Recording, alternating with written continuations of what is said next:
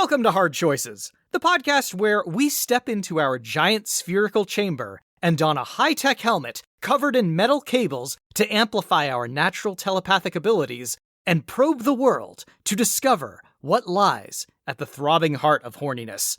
We'll find the median, zenith, and nadir, but really, this podcast is about the many, many blue butts we groped along the way. Today, we are diving deep into Marvel's merry bunch of mutants, the uncanny, astonishing, amazing, all-new, extraordinary, exceptional, immortal X-Men.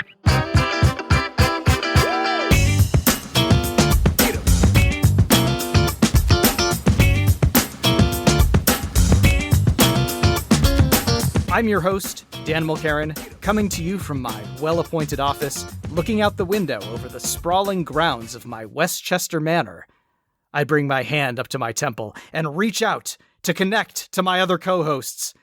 My first co-host answers the call, crouched, shirtless in the Canadian wilderness, eyes crazed, hair in the exact shape of his preferred head covering. He's the best there is at what he does, and what he does is talk about Batman. Chris Sims. Oh, wow. I didn't realize I was going to be the first up. Hello. My second co-host is lying on their back in bed, holding a framed picture which they're looking at lovingly. A picture of Scorpion from Mortal Kombat. They reach out to stroke the image, but then my telepathic call reaches them. They narrow their eyes and spring out of bed, ready to once more fuck the shittiest dudes that fiction has to offer, Kam Servo. Sugar, you are using my last nerve as a trampoline, and I like it. Ooh. Wow. Ooh. And I reach out to my final co-host, only to realize that they're already here, inexplicably in my office, despite the fact that I'm quite certain the door was and still is closed and locked. They're a small, green, floating, potato-shaped creature of unknown origin, MeganBob. Yep, that's so accurate that it hurts a little bit, but I like it. In this episode, we're looking at the key characters from Marvel's long-running baseball team who do some superheroing on the side, the X-Men. We've picked 21 of the X-Men's most recognizable and iconic members, and have individually ranked them from most fuckable to least fuckable. We'll start at the median of each of our lists, our number 11s, and then work our way down to our respective nadirs, number 21. Then, once our mutant healing factors have stitched us back up, we'll jump back up to number 10 and start making our way up the lists, not stopping until we hit the zeniths, our number 1s. We'll briefly justify each of our rankings as we go, but each host can call big feels up to 3 times, which allows them to go into a slightly longer argument for that particular character. Once the lists have been revealed, we'll aggregate them all into a single master list, but not before taking a moment to unpack some of the decisions we've made along the way. As Jim Shooter will tell you, every episode of Hard Choices is someone's first episode of Hard Choices. So we must yet again painstakingly recap the core elements of our show. MeganBob, please remind everyone what we mean when we say fuckability. It's not about what they look like, because all of them are smoking hot. It's about what they fuck like. So assume you are into them, they are into you. How good is the sex? And what is it like? Now, we've got a lot of characters to get through today, but we must first appease the angry mob that are X-Men fans by acknowledging the characters who didn't make the cut and are instead this episode's honorable mentions.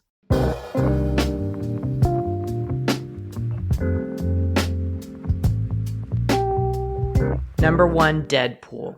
It's a shame to leave this extremely popular omnisexual off the list, but he's more associated with X-Force and his own solo career than he is with the actual factual X-Men themselves. Lo siento, everyone. Number 2 on our honorable mentions is Forge. We're trying to fuck mutants here, and Forge is a mutant, but he's also a cyborg and a wizard, which honestly just feels like cheating. I do feel like we are missing out on some absolutely choice sex toys, though. Number 3 is Havoc, the second most famous Summers family mutant. Havoc's fine, although Madeline Pryor has proven that he makes an absolute world-class sub. Seriously, look up the skimpy little fuckboy outfit that Madeline makes him wear. Swoon. Number 4 is Jubilee. That's Jubilation Lee. There are some deep questions associated with Jubilee. Do you know how much that thing costs? Yeah, $0.25.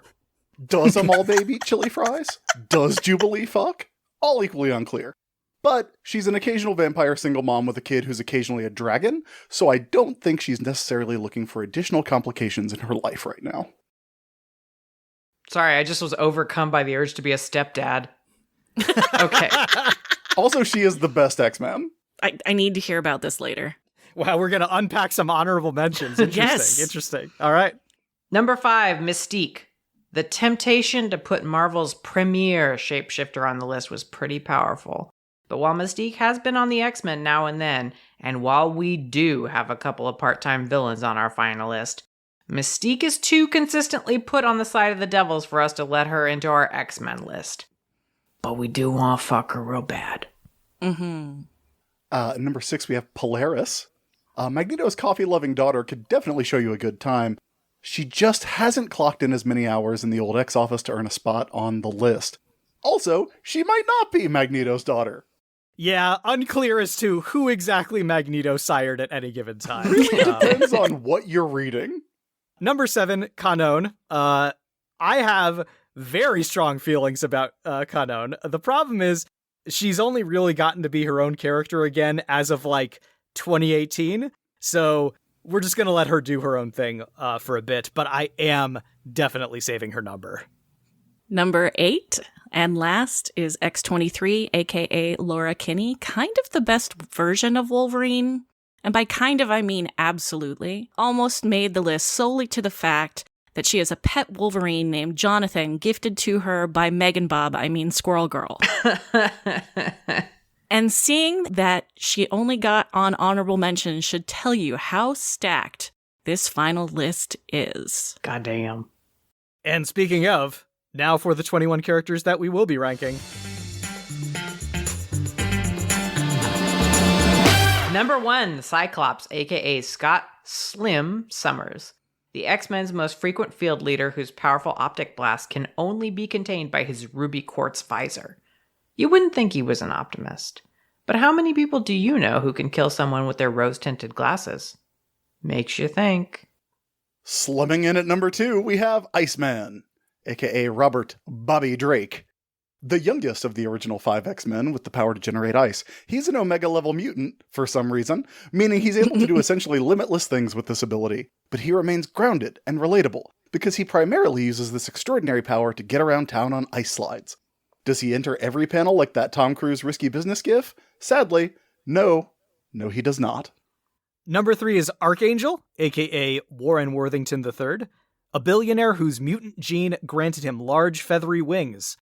Warren's kind of been through it over the years, first losing his wings, then getting them back along with a darker, more murdery personality courtesy of Apocalypse, then dying and coming back without his memories.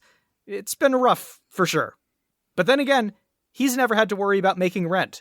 So which of us has truly suffered more? Number 4, Beast, aka Dr. Henry Hank McCoy, a genius whose mutation initially just gifted him with a gentle sprinkling of ape-like qualities. Hank's concerns over a colleague stealing his scientific discovery led him to mutate into a big blue furry. You know what they say about a man with big hands and feet. He really pulls at Anthrocon, the biggest furry convention for all you squares. Gotta explain what Anthrocon is, but not gonna explain who Quanon is.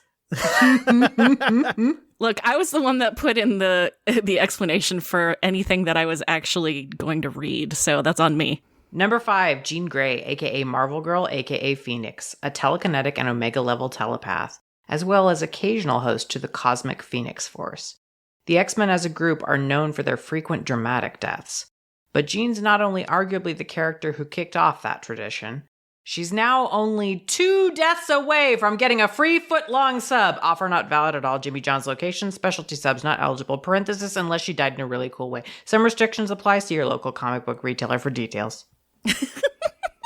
Number 6, Nightcrawler, aka Kurt Wagner, a German-born trapeze artist whose mutation gave him furry blue skin, a prehensile tail, and the ability to teleport.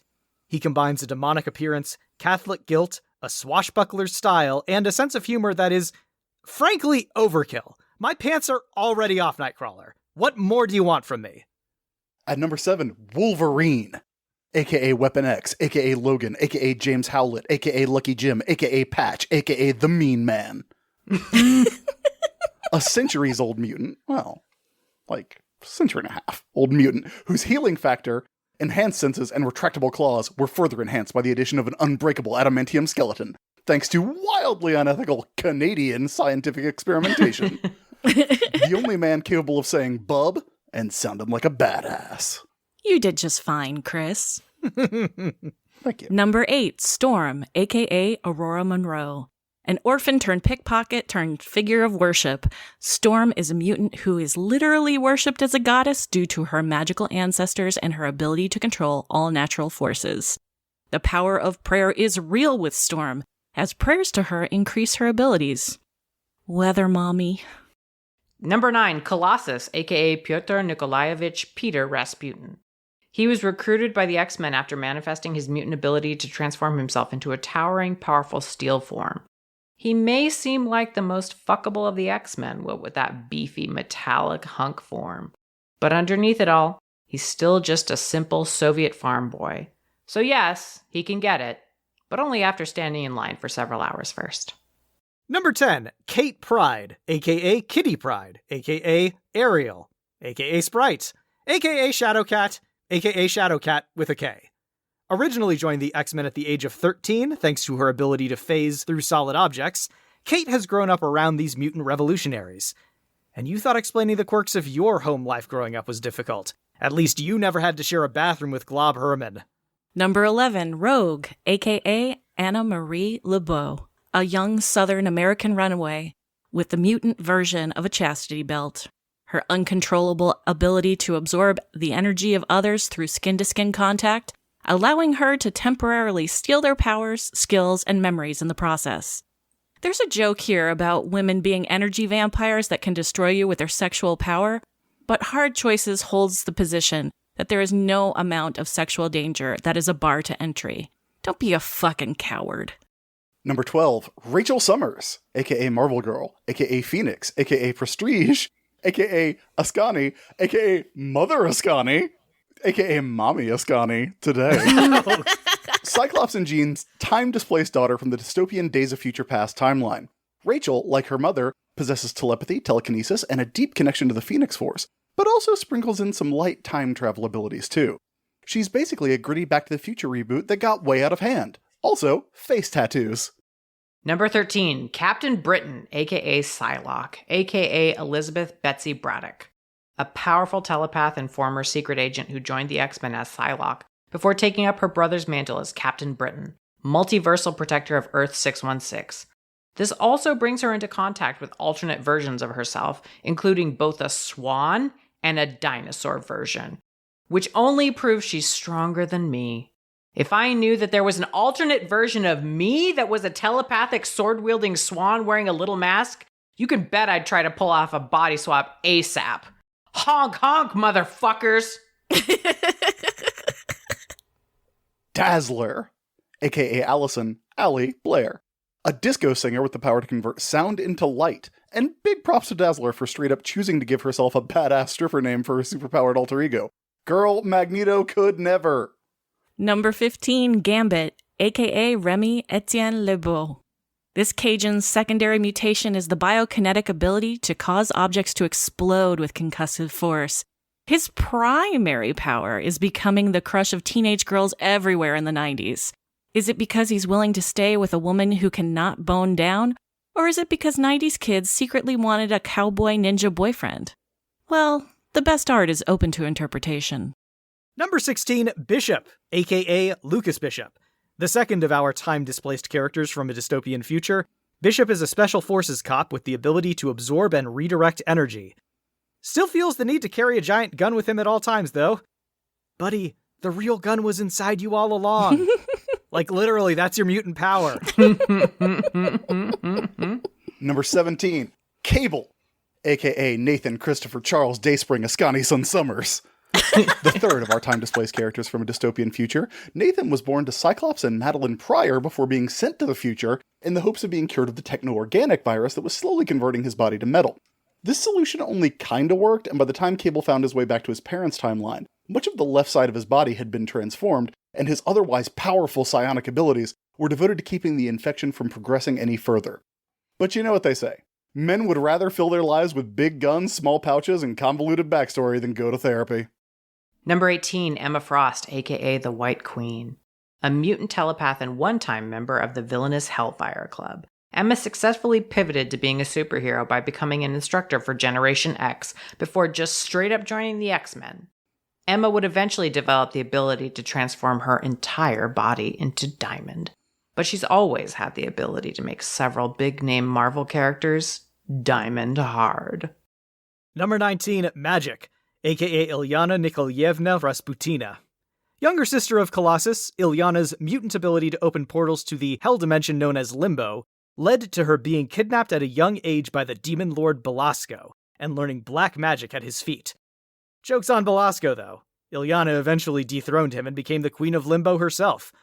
On the scale of gothness, her backstory is at least 8.3 hot topics.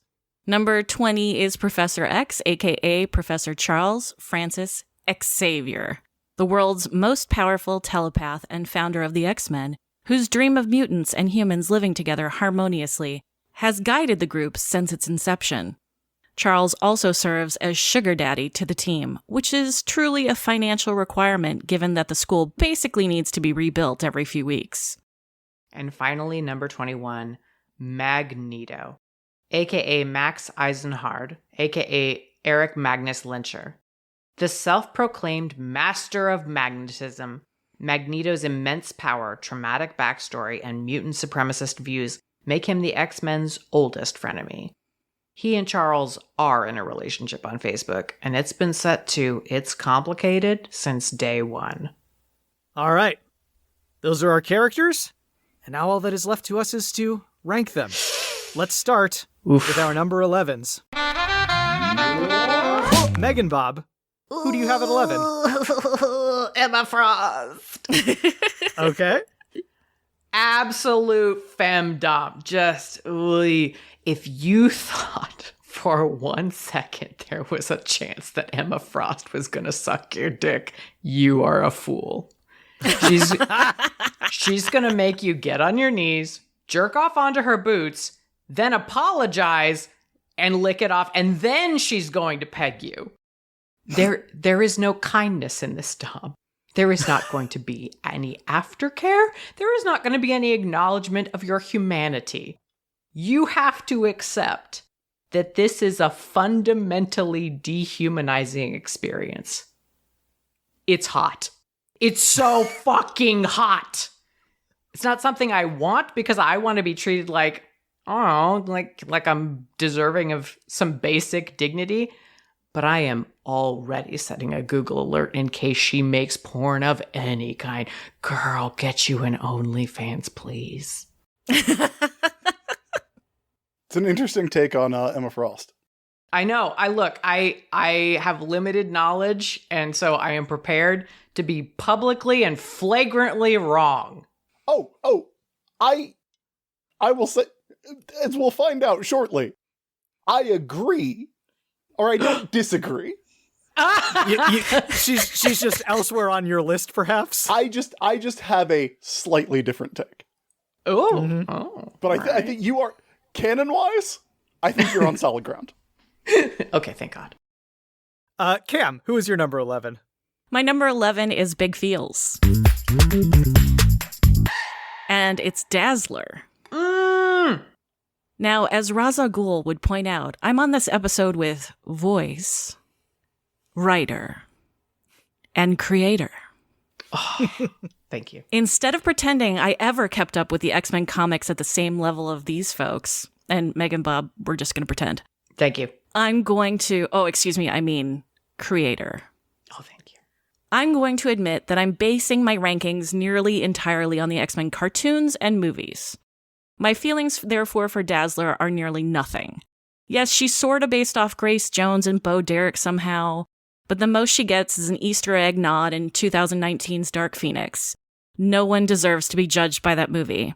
So I judge her in that I have no judgment and put her in the dead middle. I'm sure you have lots of cool attributes, Dazzler, but I will always think of you as not Jubilee. Wow. Okay. Dan's already made his Kermit noise for the episode. The first of many. My number 11 is Professor X. Wow. Generally speaking, I think that telepaths tend to have an advantage when it comes to fuckability for what I think are like pretty obvious reasons. I think that Chuck is a bit too... Chuck! He's a bit too paternalistic and domineering to be a truly top-tier lover, but, like, there's no way he's bad at sex. One perspective that I used when I was analyzing these characters was looking at who their regular romantic partners were. And in Xavier's case, we're talking about Lilandra, who's the Empress of the Shi'ar. She strikes me as the kind of person who has her pick of partners, and so she keeps coming back to Chuck, so, like, that's a pretty damn strong cosign, as far as I'm concerned. You talking about the Imperial Majestrix? None other than. Chris, who is your number 11? At number 11, I put Rachel Summers. I feel like Rachel Summers is a very good midpoint for the list, because on the one hand, she's got, even in a group of characters that includes a professional dominatrix and a occasional nudist, Rachel has the most BDSM costume. Yeah. Just neck to toe red latex with metal spikes. You know what you're getting into. It's a hot look. Also, love the fire engine red pixie cut, even when it was a mullet, came back into style. Great look, strong look. On the other hand, in the cons column, maybe like a little too into it. Like, okay, all right. Sometimes we just wanna hang out, you know. You're saying BDSM is a sometimes food for you? I'm saying Rachel Summers hunted people for while being mind controlled in the future, and that's given her a view of things. Sure. She's gonna be work. She's gonna be a lot of work. And look, I'm not saying she's not worth it. Just ask Kitty Pryde. All right, those were our medians. Let's move on down to our number 12s. Cam, who is your 12? My number 12 is Nightcrawler. Wow. In my youth. Holy shit, Cam. Okay, go ahead. I don't know which way that goes. No, go ahead. Don't worry about it. Thanks, I think. I just feel like Dan and I are never going to understand each other, and we're going to like each other despite that. We did put Scorpion on the opposite ends of the list in the Mortal Kombat episode, so yeah, fair. We've done a lot of opposites in our lives. Yep. In my youth, when I was a practicing Catholic, Kurt was higher on the list, but that was before I had had sex. Don't get me wrong. He's funny, he's kind, he's sweet. But this is fuck, not marry Chris Sims. I mean, writer. I don't know if he has any experience. I mean, Nightcrawler, not Chris. And I don't need to deal with any guilt on top of teaching. Maybe we could bamf to a private room nearly any time we needed to, though. My number 12 is a big feels. Oh. My number 12 is Rogue. Ooh. You know how when you've been hungry for a long time, when you finally sit down to eat something, you don't even really taste it. You just like shovel food into your mouth thoughtlessly because you're finally getting something that your body has been craving constantly for so long. That is Rogue's experience with sex. She has been so horny and unable to do anything about it for so long that she's operating at a sexual deficit. I feel like she needs to have sex about 5,000 times before she like balances herself out. until that point, she's almost incapable of being a thoughtful or generous lover. It's not that she's bad, like not at all. She's just not, she's not deliberate or skilled at it in the way that I think a lot of the other characters here are. But, there are worse things to have in a lover than enthusiasm. And I struggle to think of another fictional character who would fuck more enthusiastically than Rogue. Chris, Wow. who is your number 12? This is probably going to be a controversial ranking. But at number 12, I did put Lucky Jim. Whoa. AKA Wolverine. Not because I think he's bad. I do have a lot of questions about what the healing factor means for your refractory period. That I think shockingly have not been explored in Walt Disney's Marvel Comics Entertainment's comics. But what I have here in my notes is he's the best there is at what he does. This is not what he does. That just leaves MeganBob. Who is your number 12? Colossus. I don't think there's a freak buried in there. But I think he fucks hard. He's never going to slap you, never going to spit in your mouth, but he will fully bend you in half with the power of his fucking. And you will be walking funny afterwards. Secretly. I think he does like it when you call him daddy. But he still ain't going to slap me, so this is as high as he can go. Good showing, though. All right, moving on now to number 13. I will start us off. My number 13 is Magneto. I don't think he's the kind of person who really values sex. Like, his whole life and sense of identity are built around his crusade, and I don't think he allows himself a lot of moments for pleasure, and that means that he hasn't spent a lot of time developing the skills of a truly excellent lover. However, everyone has to cut loose sometime, and Magneto might not allow himself many opportunities for physical pleasure, but when he does, it's a release valve for all the frustrations and tensions that build up in his line of work, I guess. And that dude has a lot of frustration and tension to vent. So if you were in a relationship with Magneto, you wouldn't get a lot of sex, but the sex that you would get would be intense and emotional and raw. Yum. Chris, who is your 13? My 13 is Emma Frost, the White Queen. Oh. Wow. Like I said, I don't disagree with Emma's more femdom aspects. She is, after all, the only character on the list who was also a professional dominatrix. I just feel like your conception of Emma is at odds with mine in that I think I've never gotten the impression that Emma's willing to put in a lot of effort. Ooh. Like, yeah, jerk off on my shoes as she's scrolling TikTok, as she's on Instagram. You gotta pay extra for that, Chris. That's Yeah. catnip. That's catnip to MeganBob. But I think that's going to happen regardless of what the request is. Wow. Like, Emma's coasting.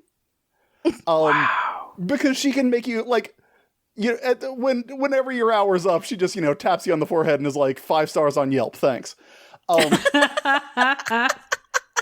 everyone writes Emma like she's British, but they forget she's from Boston and has that accent. Ooh. So, also she's rich and from Boston. She's probably super racist. I'm just saying. Just throwing that out there. She is the White Queen, I suppose. That Yeah, does kind of damn. spin The things, The doesn't it? Hellfire Club definitely has some weird old money racism vibes. Like, they don't like the Greeks, Yeah. Oh, shit. Yeah, some like H.P. Lovecraft style stuff. Not a lot of people of color in the inner circle there. Yeah. Emma, like, perhaps unusual, Emma doesn't do a lot for me. All right, MeganBob, who is your number 13? Archangel. He seems like a potential wow boobs, but more like wow boobs, that's a fine distinction. I'm a little bit more familiar with him from his work in the Defenders, but the fact that he thought for even a second that maybe he could talk to birds is very telling. It bespeaks a man who is perhaps himself a bird brain. I feel like he could forget that you have boobs and then be astonished by them as though for the first time, each time you take off your bra. Do birds have object permanence? Look, nobody knows for sure. I'm just saying that this is a man who will fuck, but maybe not be completely coherent as a sex partner. If you're willing to ride the ride, you're probably in for someone who has 0 hangups and a lot of base level enthusiasm. Bonus if you are into wing kink, which I know some people like seriously are. Hey, good omens, thank you for that. And if you do not know what wing kink is, it is not just being turned on by wings. That's basic. It's wings as an erogenous zone. And look, I have always wanted to make someone come via preening. Okay, and that just leaves Cam. Who is your number 13? Well, this works out great because my number 13 is Archangel. He is a bad boy who would probably let us fuck in a public airspace high enough I can't be clocked and get into trouble. Yes, please. Also, breath play without the painful choking. Interesting. All right, that brings us now to number 14 on our list. Chris, start us off, please. Who is your 14? I put Dazzler at 14. What? Okay. Again, just a character that I don't really have anything for, like very few opinions on Dazzler. All right. I feel so vindicated.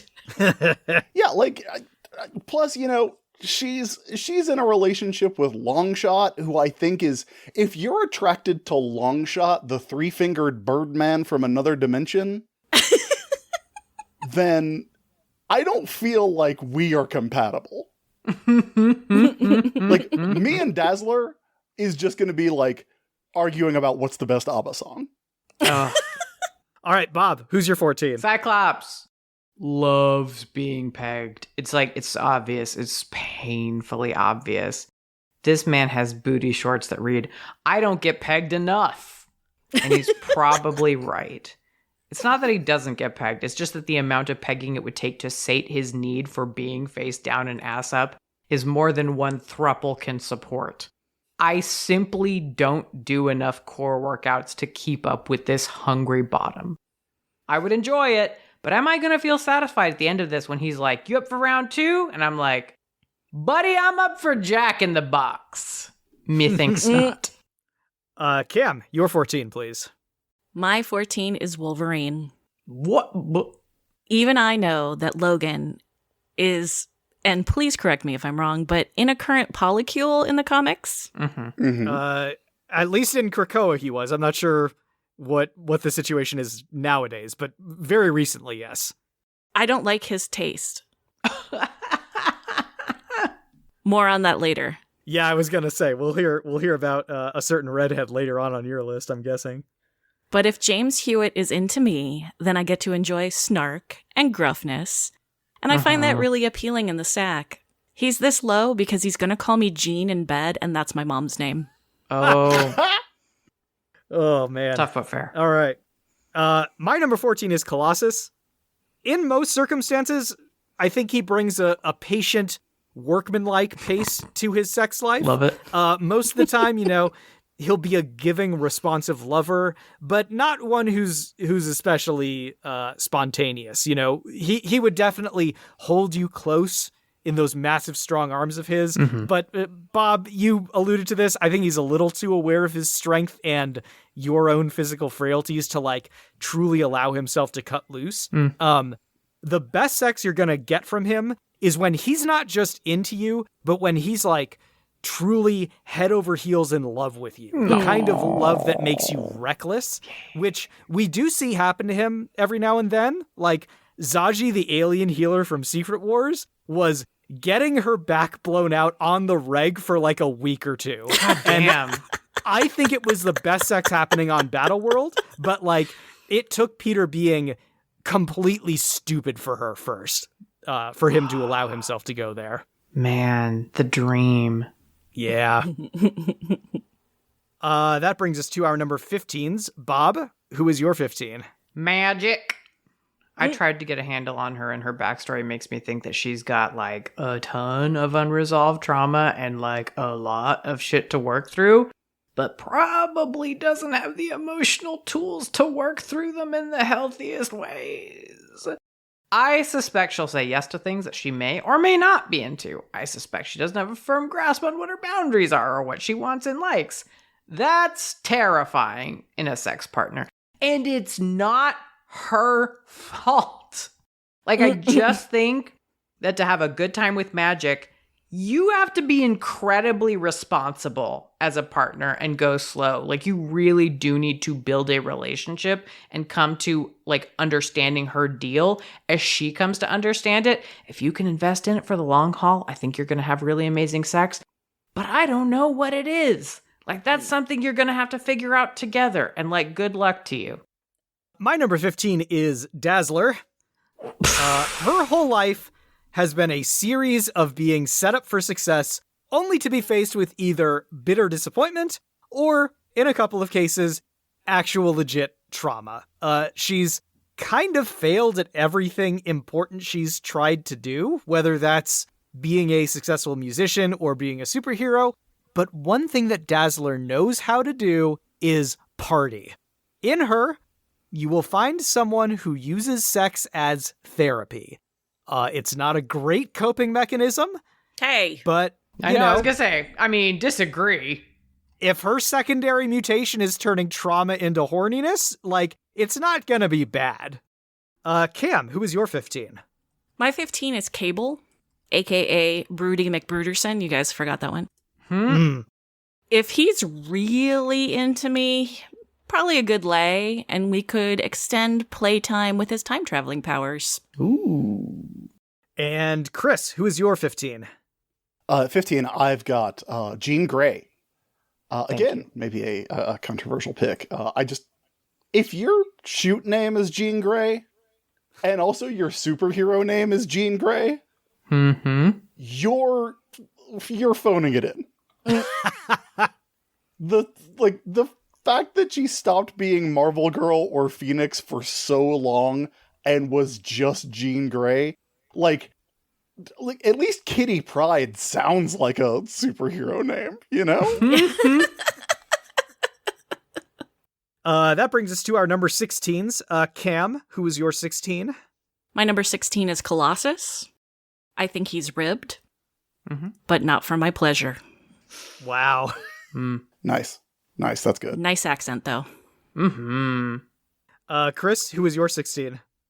My 16 is Cable, who I don't think has ever had sex. What? Okay. Doesn't he have a daughter? He has an adopted... Hope was an adopted daughter. Yeah. Oh, sorry. Yeah. Now, maybe he has, but he definitely calls it body sliding. No! Oh, no. Yum. Chris, that's very good. Okay. Bob, who is your 16? Kitty Pryde. I think she's enthusiastic as a sexual partner and will absolutely jump into anything with both feet. That said, I know she's a dork, which I love, but I have a feeling that I'm going to be asked to do sexy LARPing at some point, and I don't have it in me to be fucked as a half-elf ranger with a mysterious past. I'm sorry. Okay, so you and I differ, buddy. Do you need to, like... I'm sorry, I know it's been a minute since I've been on the show. Are you supposed to list a downside, too? I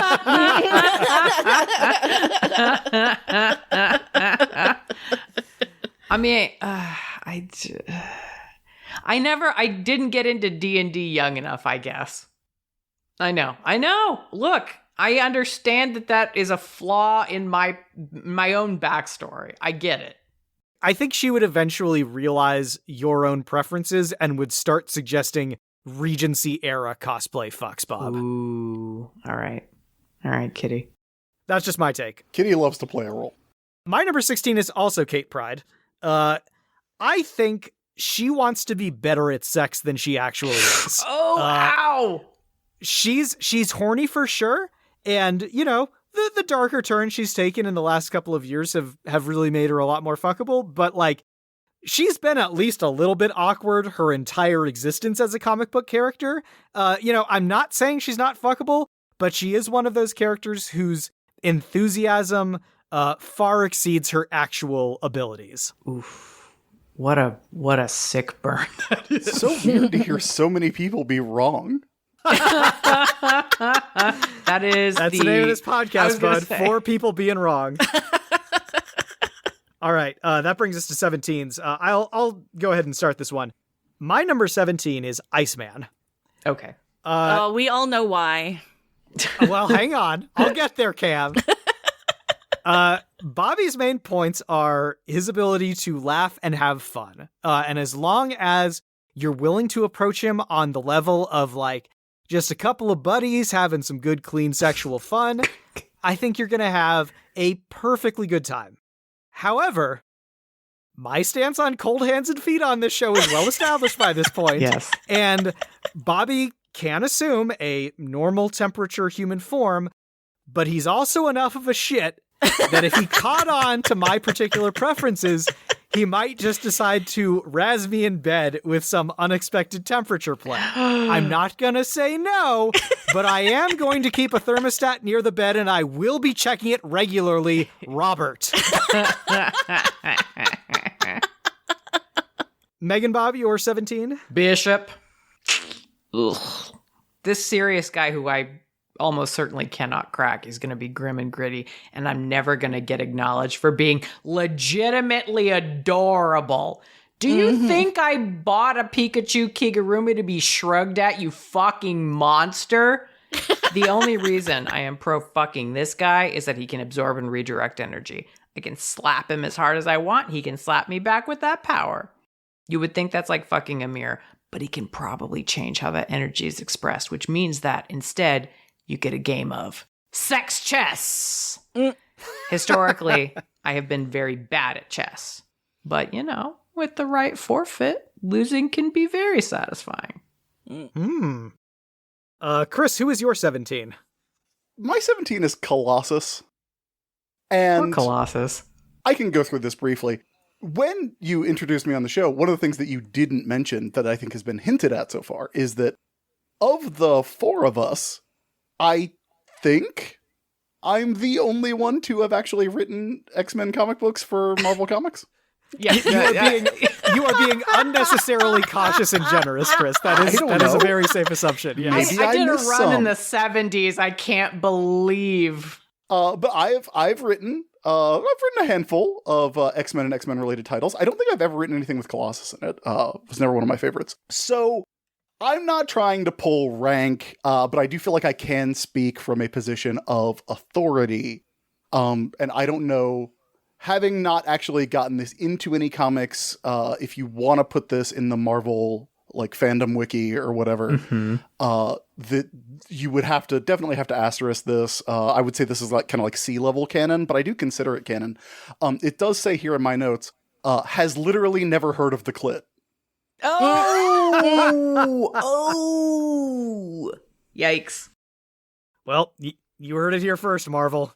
For some reason, they haven't hired me in a while. Yeah. Thank you for being on this podcast. All right, Cam, who's your 17? Well, my number 17 is Professor X. Please, I hope one of our friends doesn't listen to this because I don't want to hurt their feelings, but idealists are rarely good in the sack. Oh, ow. I don't know how he and Lilandra got it on, but he's not for me. Charles, if someone is going to shoot us for being together, I want you to do something about it, Omega Boy. Wow. All right, those were our 17s. We are getting very close to the bottom of our lists here. Chris, please start us off with your number 18. Number 18, I've got Kurt Wagner, aka Nightcrawler.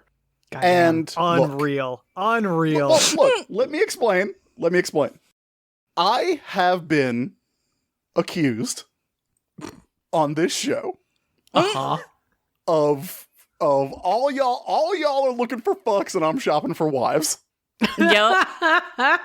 So I think it's important for me to say that I went into this trying to follow your depraved rules. You pervs. I love that you're If here, you but want to above start it. a new podcast, Chris, you can start a new podcast. Oh, I God, Chris tried doesn't to have draw- time. No, I know. That's why I said it. I tried to draw a hard line between, like, you know, people who would be good hangs, like people who I would like, people who I would, like, want to hang out with, and people that I think would be good to fuck. Nightcrawler, fully best friend material. Oh. Fully, like, great personality, funny, the swashbuckler stuff, smells terrible, but, you know, whatever. I just feel like when you're laying in bed after what is probably, like, fantastically acrobatic sex or whatever, he's gonna want to share his walk with Christ. Oh, Lord. Oh, no. Oh, no. And I know that, like, witnessing isn't so much a Catholic thing as a, like, an evangelical thing, but I feel like he brings it up enough that it's like, oh man, what a great night. I guess we should get to bed so we can get to mass early, huh? Oh, no. Oh, no. And it's like, I guess we should get to bed so we can get to mass early, yeah? Like, like, okay. Don't forget all right. confession. Also, like a ordained priest, so I don't. Ooh, like, yum, yum. I don't think Nightcrawler fucks anymore. He might, because I think he was actually ordained. Like, when he was ordained, it turned out to be machinations. Yeah, wasn't it like some weird cult that wanted to make people think that the rapture had happened? Yeah, something like that. with explosive communion wafers, I think. It's honestly something like that. I don't know. It's just, Yeah. again, Nightcrawler, great bro, bad fuck. I have thoughts. Yep, so do I, bud. We'll save them. All right, Cam, who is your 18? My 18 is Rogue. Not because of lack of experience, but Rogue is unimaginative. What?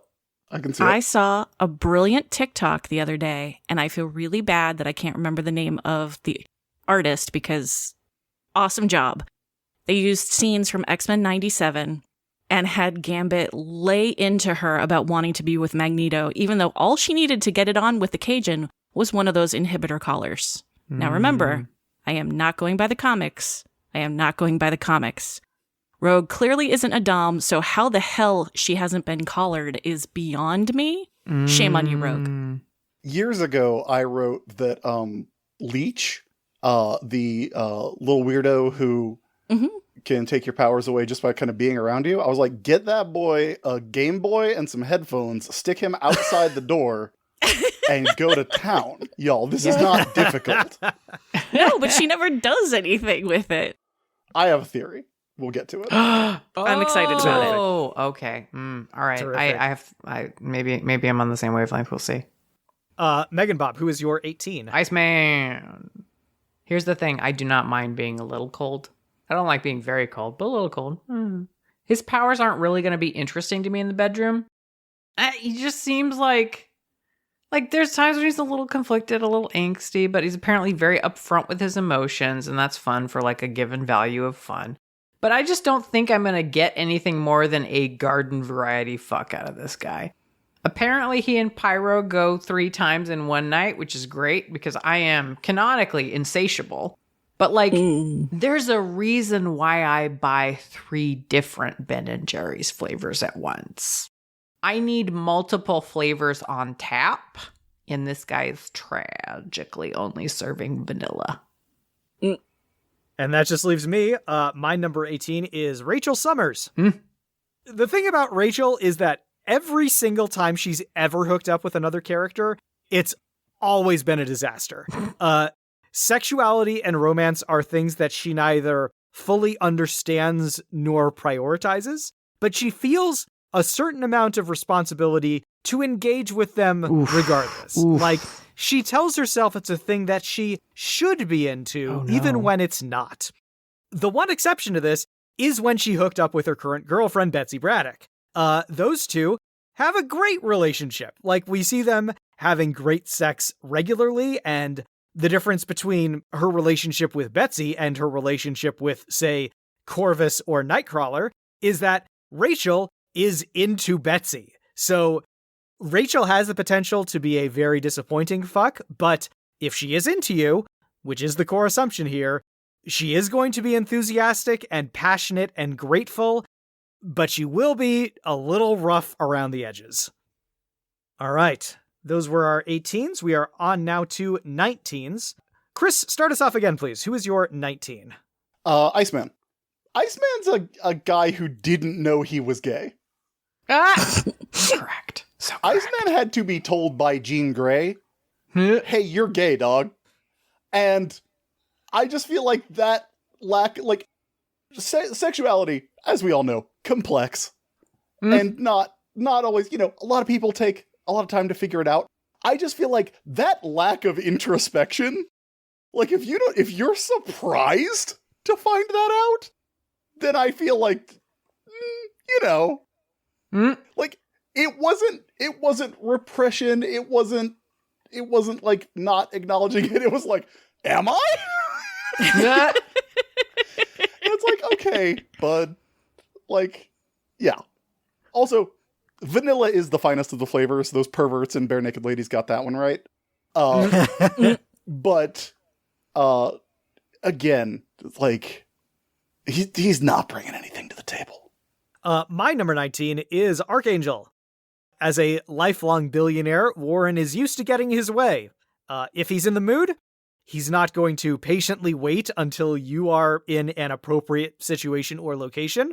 You know what's a good spot for sex at any time, he says? The sky. Even if it means fucking you in the sky directly in front of your parents. Wow, I forgot about that. As we saw in the early aughts, which was a hell of a time for X comics, weren't they? I didn't know, and I liked that. In Kentucky. Oh, Lord. No less. Anyway, as a lover, I think Warren is just fine. But, you'll never catch me turning up my nose at some midair fooling around. So sign me up. Just make sure that my parents aren't in town. Anyway, Cam, you're 19. My 19 is Emma Frost, and I agree with Bob and Chris, but this is lower on the list for me. January Jones was funny in X-Men First Class and pretty, but I'm actually not into a Step on Me Mommy experience, and Emma Frost, again, agreeing with both of you, doesn't know another way to my knowledge. And Bob, you're 19. Rachel Summers. She's sad and traumatized, but not pathetic, and therefore I am less interested. Does that make me a bad person? Arguably, yes. Look, she's got enough to deal with. Just having the emotional weirdness of being coworkers with her future mom and dad. I just do not think there's a hot fuck here for me. And that wraps up our 19s. We are on now to 20. I will start us off. My number 20 is Bishop. So here's the thing. Bishop has just enough toxic masculinity in him that he will A, insist on being in charge during the fuck, and B, go in confident that he knows just what to do. But the thing is, and the comics prove this out, Bishop is the character who is always wrong. Oh, no. Like, whatever his first instinct or guess about something is, he's wrong. However he intuits your preferences for foreplay or bondage or sex toys, it's going to be off. It might not be, like, hugely wrong. I'm not saying he's going to be, like, a sexual Amelia Bedelia about it or anything, but, like, he's going to approach you with a level of confidence that is absolutely not met by his performance, and it will take a bomb squad level of finesse and caution to provide him with feedback without hurting his pride. Oh, no. Oh, no. Cam, you are number 20. Dan, I just want to say sexual Amelia Bedelia is... that was incredible. That was a good one. That was okay, good. Absolutely I'm like, incredible. that's entering into, like, that's a new hard choices phrase that we need. Awesome. We needed it, and thank you. Glad to make it on the board for this episode. So number 20 for me is Jean Grey. This is not just because my mom has the same name and has red hair. We get it. Jean, you're tortured. You're a martyr. You're evil. You're every woman. It's all in you. Jean isn't just focused on sex when she's having sex with you. Maybe Madeline Pryor is, but Jean is not. And if I'm having sex, I don't want someone thinking about how heavy is the head that wears the phoenix crown. Jean just isn't fun. And that makes for some real Ohio sex, as the kids might say, but hopefully not know about. I gotta jump in here because my 20 is also Jean Grey. I think she's extremely vanilla, like aggressively, like prissy vanilla. Get big pillow princess vibes. I know, she's fucking a lot of people and all that, but I just struggle to imagine her screaming in the throes of a hard fuck while being held down. I'm sure some people here or out there have imagined that, maybe more than once this week. And I just get the sense that she's a little tightly wound. Also, this has probably not been addressed by Marvel Comics, but like, and maybe we'll never be, but I feel strongly in my heart, she definitely spits instead of swallowing. Girl, that's wasteful. There are sluts out there who don't get cum in their mouth at all. You swallow and you be fucking grateful. All right, Chris, that leaves you. Who's your 20? How can I follow that? A 20, I have Warren Worthington III, Archangel. Ooh. Here's me imagining having sex with Archangel.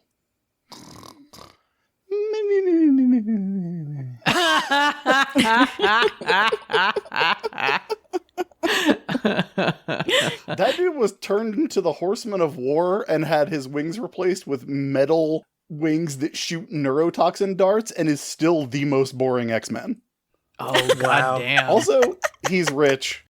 Mhm. That's enough said. All right, this is it. Bottom of the list. Everyone's number 21s. Cam, who's the bottom of your list? I am basic. It is Cyclops. Oof, I don't tough like compare. Cyclops. I don't like authority that isn't earned and I can't respect. Go bang Jean, Scott. You're fine without me. Mhm. How about you, Bob? Who is your 21? Professor X. Mm. The guy that decided to indoctrinate a group of child soldiers. I just... That is so true. I wouldn't trust him to go with me on a trip to the fucking grocery store, let alone to get naked with me. It's not that it wouldn't be good. He's the world's most powerful telepath. He can make sure that I, at the very least, think I had a good time. But fucking hell, at what cost? Is he sad? Yes. Is he morally compromised? Yes. Is that hot? Abso-fucking-lutely. But there is no way into that sexually. In the ideal situation, with him anyway, you just have him rewrite one of your memories of sex with him to be the hottest sex of your life. But that's still not the same as having a really hot fuck. I am sorry. A sexual LaCroix is just... It's nothing, man. Chris, you're 21. Also Professor X. Yes. That's it? Yeah, No further details? Hard agree. All I right, think great. he's bad at it. Okay, great. Thank you, Chris. I think he's kind of a bad dude. I think he's kind of a bad lay.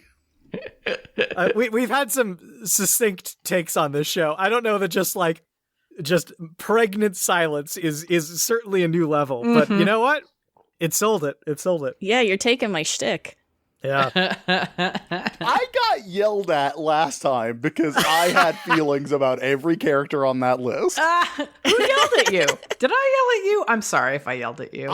I say yelled at. It might have been someone saying, wow, that's a lot of talking about all these characters. Buddy, if you're not into that, then what is this show? What is this show if not talking about these characters? Exactly. All right. My number 21 is the biggest feels I have ever experienced on this show. Oh, wow. Ooh. My number 21 is Magic. Whoa. Okay. Okay. So my headcanon for Magic is that she is an asexual lesbian. Oh, wow. This show assumes that she is into me, but honestly, the only person I can only ever imagine Magic being truly into is Kate Pryde. And even if I imagine them being together, I don't think they're having a lot of sex. Like, I think they're having a lot of fun together and they are gleefully deeply in love. But when they have sex, it's just okay. Like, maybe it's a little bit awkward, you know? And that's fine. Like, not all great relationships are built on sex. I think that sometimes people on this show reserve the bottom slot to go off on characters that they don't like or that they, like, find revolting or whatever. And that is not what this is about. Like, Magic is legit one of my top 5 X-Men characters. I just don't think that sex is something she especially cares about or has, like, taken the time to get good at. Like, she's too busy taking over demonic realms and shit. And that is hot. That is extremely hot, but it doesn't mean she's good at sex. You hate to see it. But also, I mean, good for her for being herself. Yeah. After a long battle with the bottom halves of our list, we've been dropped down through multiple floors and into the sewer. Our lists look down on us arrogantly, assured of our defeat, and turn away. Then, rising up from the sewer, fueled by a desire for revenge, is our boner. It glares upward and growls, "Okay, suckers, you've taken your best shot. Now it's my turn." Yeah. And specifically, it's our turn for the top half of our lists, starting with our number 10s. Chris, who is your number 10? In my number 10, I have Captain Britain, a.k.a. Betsy Braddock, a.k.a. Psylocke. Wow. And I made a spreadsheet so that I could keep track of rankings and also have a column for notes and whether I discussed it. And the only note that I have here is, remember when she was in Quanon's body and was like crazy horny all the time? Is that still a thing? So Pretty sure it's still a thing. Yeah. Yeah. So, good for her. My number 10 is Jean Grey. What? Okay. I see Jean as being a sub who is so self-assured, she's actually kind of a stealth dom. She knows exactly what she wants and how she wants it, and if you want to do something else, well, it just takes a slight telepathic nudge to put you back on track. Oh, goddamn. She's going to be more interested in her pleasure than in yours, but if she can set up the same type of telepathic rapport with you that she has with Scott, then, her pleasure is yours. Cam, your number 10. My number 10 is Kate Pride. I can't escape Kitty being a little kid. Elliot Page is a little kid in my brain. Kitty is a surrogate daughter to Logan. She was an X-Men as a 13-year-old. But playing the game like a good Cam that I am into Kitty, it would be fun to experience random cervix play without buildup. Wow. Cam, it's a shame you can't see my face because, like, my eyes just widened, my eyebrows shot up, and I sat back in my seat. I was like, huh. Damn it. Yeah. Wow. Now you got me there. Okay. I had not considered. All right. I had to think about it a lot. Yeah. Well, you did, and you struck gold there. Man, Okay. just like suddenly your prostate, you're like, oh, goddamn. Okay, Bob, you're number 10. This is big feels. Magneto. He's a work guy. It truly doesn't matter how much he's into you. He's always got his eye on the prize. The only reason he has the chemistry with Charles that he does is that Charles is a work thing.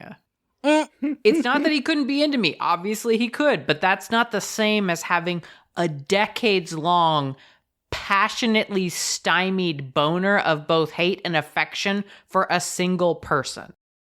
If you want in on this, you're going to have to engage his boner for Charles. You're going to have to get him to talk about Charles. You're going to have an absentee threesome with Charles while Magneto talks to you about how hard he's going to fuck. I mean, defeat Charles the next time they meet up. If you can become a conduit for him working out this nearly lifelong frustrated orgasm for Professor X, you are in for a fuck that will leave you gasping for air and exhausted. As long as you can accept that he's definitely going to be saying Charles when he comes, partner, you're in for a ride. You should have fucked me when you had the chance, Charles! Moving on to our number 9s now. My number 9 is Cyclops. Wow. Scott's tunnel vision is so great that it's an actual literal superpower. What you're gonna get with him is focus, discipline, and commitment. He is going to fuck you like he has something to prove, because he does. All the time, to himself. It is not great for his long-term mental well-being, but it is great for your short-term crotchular well-being. Cam, you're number 9. My number 9 is Captain Britain, aka Psylocke. What the fuck? I have a grouping of women that I don't really know well, and we will call them the Claremont Hypno Girls for reasons. Probably fine in bed. No real personality in the movies when she did appear, but enough experience to be fun. All right, Bob, you're number 9. I'm gonna get shit for this, but like, look, I got tastes I gotta stick to. We know. Storm. Okay, no, we don't know. I know. Yeah, I know. that's- Look, I know. But look, I'm I'm done. I'm not. I'm off the podcast. Look. I'm not gonna say it's not. Look. I'm gonna say nice things.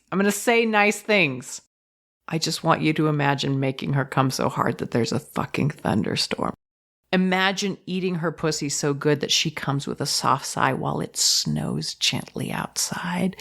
Imagine fucking her so good that there's a rainbow. I think she fucks like every form of weather there is, like a hurricane, like a tornado, like autumn sunshine, like a summer thunderstorm, like a spring breeze, like everything. There is nothing she cannot do, and she is fully present every bit of it. But I don't know that you ever reach her emotionally.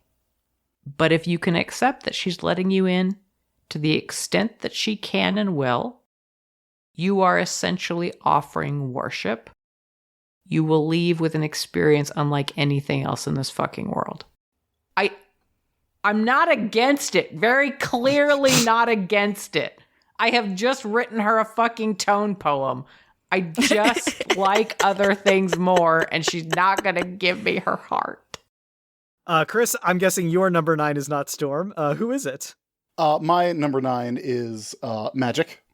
Kind of very similar to how I feel about Betsy Braddock, who has purple hair and an English accent. Magic is a blonde goth with a very large sword.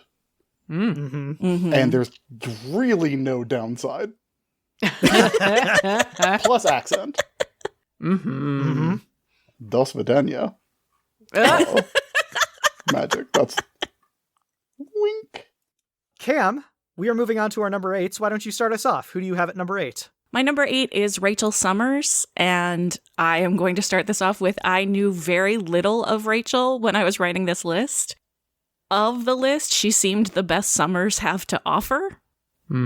And I do know that she knows her way around my type of anatomy. She definitely does. Yeah. Bob, who is your 8?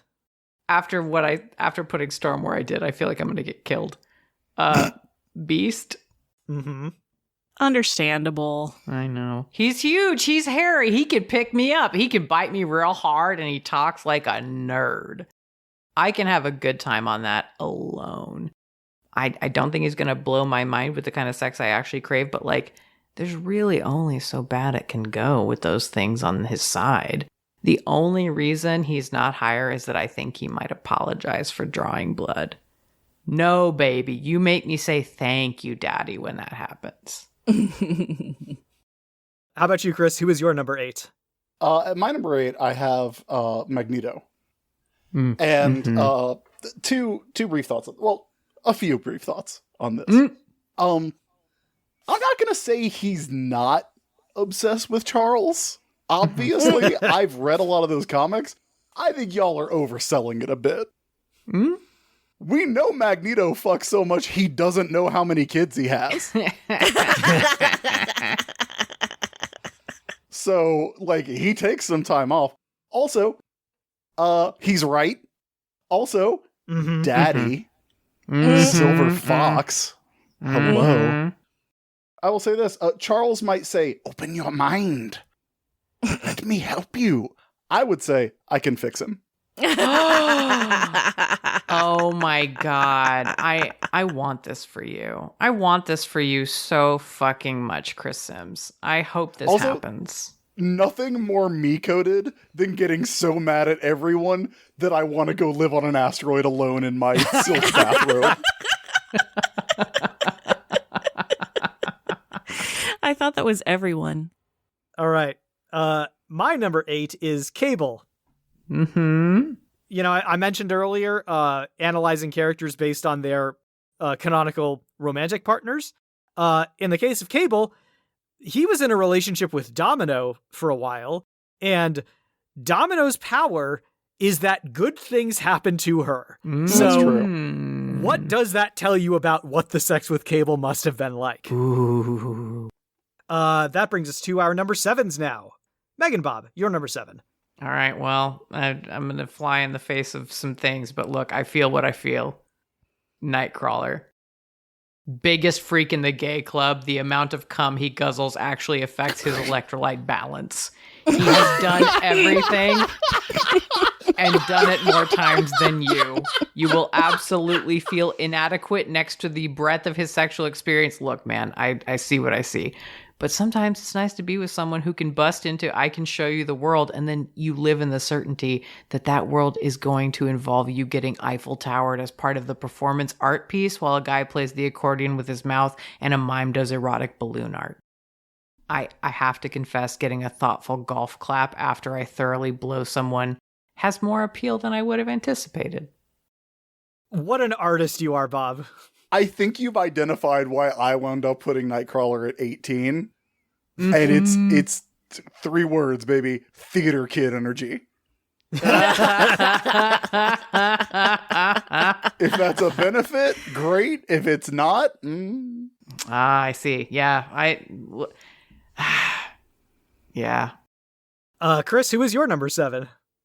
this is the one that I feel like I might get some shit for. I put Mutant Detective Lucas Bishop. Oh, wow. At Okay. number 7. I'm ready to be sold. First of all, to refute what I said about Jean Grey, if your last name is Bishop, you can just go by your last name. That's fine.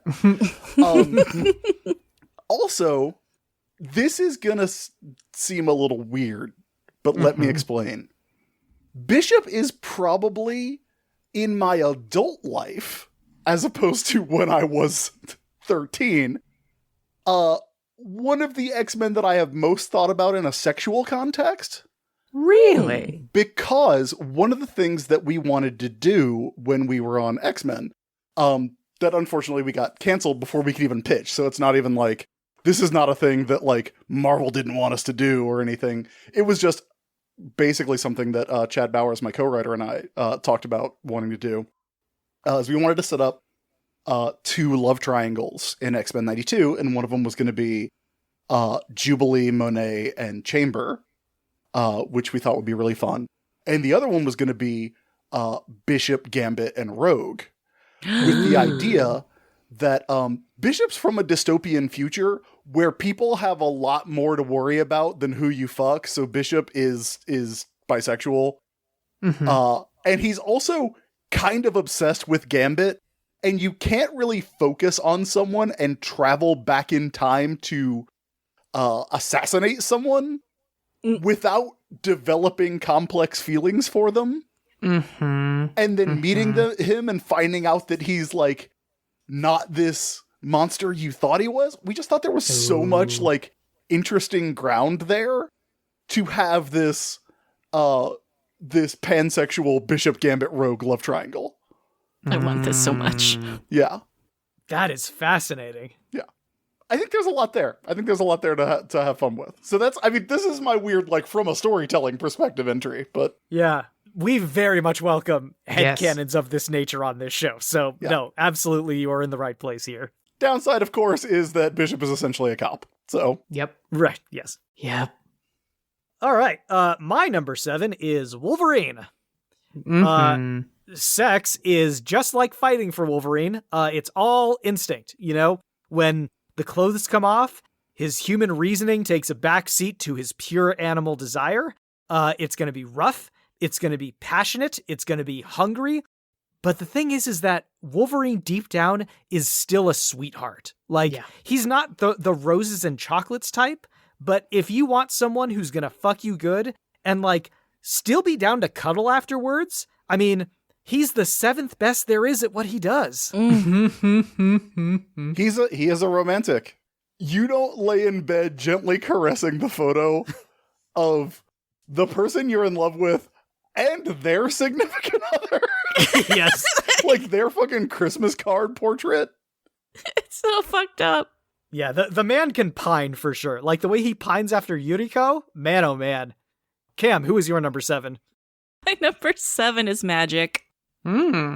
Last of the Claremont Hypnode ladies, but with a dragon, a sword, an accent, and magical powers. She honestly would be higher, but I saw New Mutants. Yeah, that's rough. It was really, really painful. How did they make a movie that opens with "There are 2 wolves inside you"? How did anyone allow that to happen? Maybe it was a dare. It proof that editing too many times really is a bad thing, and then you end up with the original script that wasn't good to begin with. Oof. There were some choices being made in late era 20th Century Fox for sure. Oof. Okay.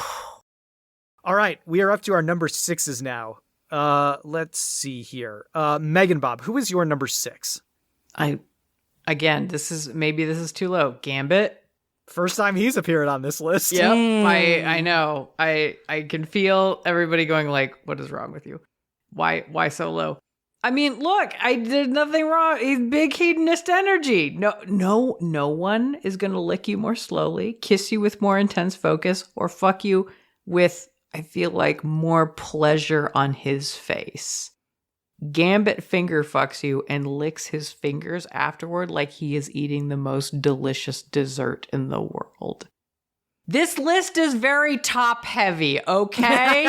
Okay? How about you, Cam? Who is your number 6? My number 6 is Iceman. Wow. And this is outside the X-Men canon, but my intro to animated Iceman was from Spider-Man and Friends, which was before everybody else was born, I think. I haven't seen the show since I was in pre-K, but from my very vague memories of the show, he seemed to have a thing with Firestar, and I desperately wanted to be Firestar. And unlike Voice, I can deal with temperature play. More power to you, man. Some would say that Iceman is the 3rd most fuckable character on Spider-Man and His Amazing Friends, but... Yeah. I mean, I'm not I would disagreeing with that, but here we are. All right. My number 6 is Captain Britain. Yeah. Betsy hooks up with people all the time, for better or worse. This tells me that she's horny, she's open-minded, and she's experienced. I think she's the ultimate switch who can give you a solid fuck with just about anything you want to do. She's physically fit and flexible, and she knows how to use her telepathy in a very physical way, which has all sorts of bedroom applications. Like, have you ever wanted to be fucked by the focused totality of your partner's psychic powers? Because I kind of feel like she could probably shape that blade of hers into a dildo under the right circumstances. Oh, absolutely. Chris, who is your number 6? I also put Rembrandt Etienne Lebeau at number 6. I feel like people forget that Gambit actually was one of the first mutants, like when he was introduced, to have a secondary mutation, which was that he had was described on trading cards as psychic charm, which I don't think was ever depicted as being like the super problematic Star Fox kind of, he is psychically irresistible. It's just that he's hot. It's just that he's hot enough that it's a power. We've met people like that in real life, let's be fair. Like, he can MeganBob. touch things and make them explode. Also, he's fucking hot. Those are equivalent attributes of his personality. But yeah, like everything you said, Gambit fucks. Yeah. We know Gambit fucks. We know Gambit fucks weird. And we know Gambit is patient and romantic, but also horny. And we know that, I mean, you talk about getting finger blasted by Gambit. Finger blast, for sure. He doesn't always have to make things explode when he imparts kinetic energy in them. Ooh, yum, yum, yum, yum, yum. The man is basically a walking vibrator. Love Gambit. Also, he's a little bit, and by a little bit, I mean a lot of bit sleazy. Yeah. He got Ratman energy. He definitely picked you up during a 3-card Monty game that he was running. He's the hottest man at Applebee's. Oh. By far.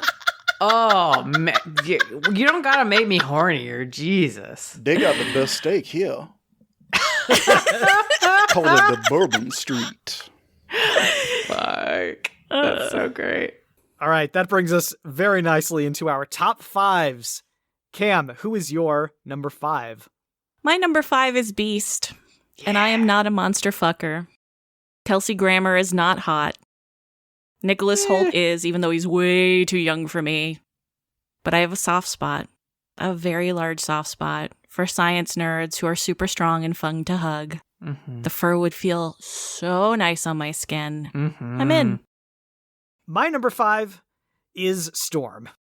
There is something about being with a person who is in complete control of herself, who knows exactly what she wants and isn't afraid to ask for it, who can go from serene and calm one moment to declamatory and wild the next, but who never loses sight of who she's with and what they need. And again, turning to canon romantic partners, we find Black Panther. Goddamn. T'Challa has options, and he keeps coming back to Aurora, and I think that tells us all something. Also, this only just occurred to me. I just want to hear her giving instructions in sex the way that she commands the elements. Yes. You know, just like, take me from behind! You know, things like that. Now we know T'Challa's kink. Yeah, for sure. He likes getting bossed around. Chris, who is your number 5? Coming in at number 5, the top of the list I think is pretty stacked. Like as we said at the beginning, arguably the horniest and most fuckable roster of characters in comics. Number 5, I've got Rogue. First of all, Grits, Girls Raised in the South. Yeah, Grits. That's my people. I'm from South Carolina, not Caldecott County, but you know, we've got common ground there.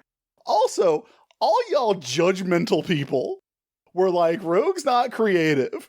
Rogue could have solved this problem. I'm gonna flip the script around a little bit. What if it's not that she's uncreative? What if it's that she's been edging for 43 years?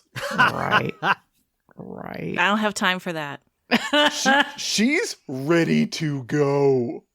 On a personal note, I do think it's important to mention that when we met until shortly after we were married, my wife had red hair with a blonde streak. It all makes sense now. Okay. Yeah. Okay. Wow. Yeah. Wow. If Rogue had glasses and was a little bit mean, top of the list. Goddamn. All right, Bob, your number 5? Cable. The serious guy who will put up with my bullshit. I am sorry, but there is something very hot about someone no-selling you when you insist on calling chicken nuggets dank nugs, but still wants to fuck you because he thinks there's something irresistible about you. I think he fucks you with such an intense sense of affection, maybe even a little bit of playfulness. I cannot recommend being fucked by a big guy who will wreck you and then proudly hold your hand in public while you're being ridiculous highly enough. The only reason I cannot put him higher is that he will not yes and me. I know, don't get me wrong. I'm good at being relentlessly me, but I'm not Deadpool levels of good. All right, those were our 5s. We're now up to our number 4s. I will start us off. My number 4 is Beast. Yeah. Beast has undergone a lot of character change and evolution over the years, But one thing that has always been true about him is he's very fuckable. Like, classic blue-furred X-Men Beast will fuck you while he hangs from the ceiling by his feet. Avengers or Defenders era Beast will split a joint and a bowl of Lucky Charms with you as you go down on each other while Masterpiece Theater plays in the background. Oh, fuck. And then you have like the more modern war criminal Beast, who will have dark and brooding sex as a way of proving his physical superiority, which is also great. And like, any of these versions of the character can also offer you the chance to do the whole like Beauty and the Beast thing where you prove your love for who he is, blue fur or no. Like, there's so much versatility with this guy, and every option is great. Yeah. Chris, who is your number 4? Also Beast. Yeah.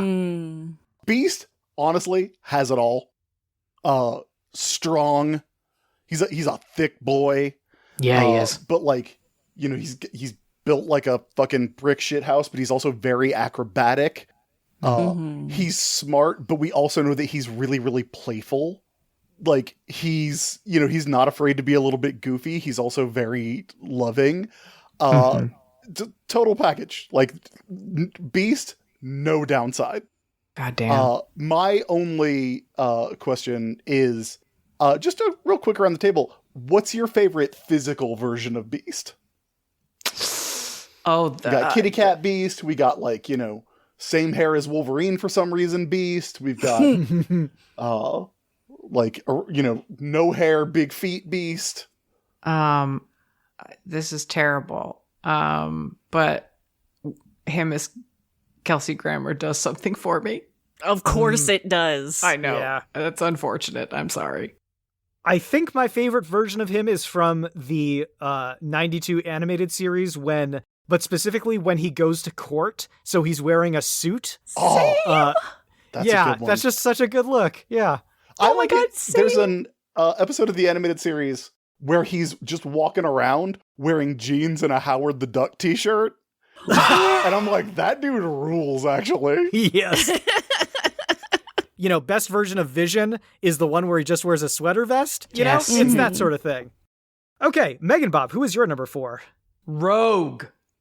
Absolutely no one on this fucking list will give you a nastier blowjob.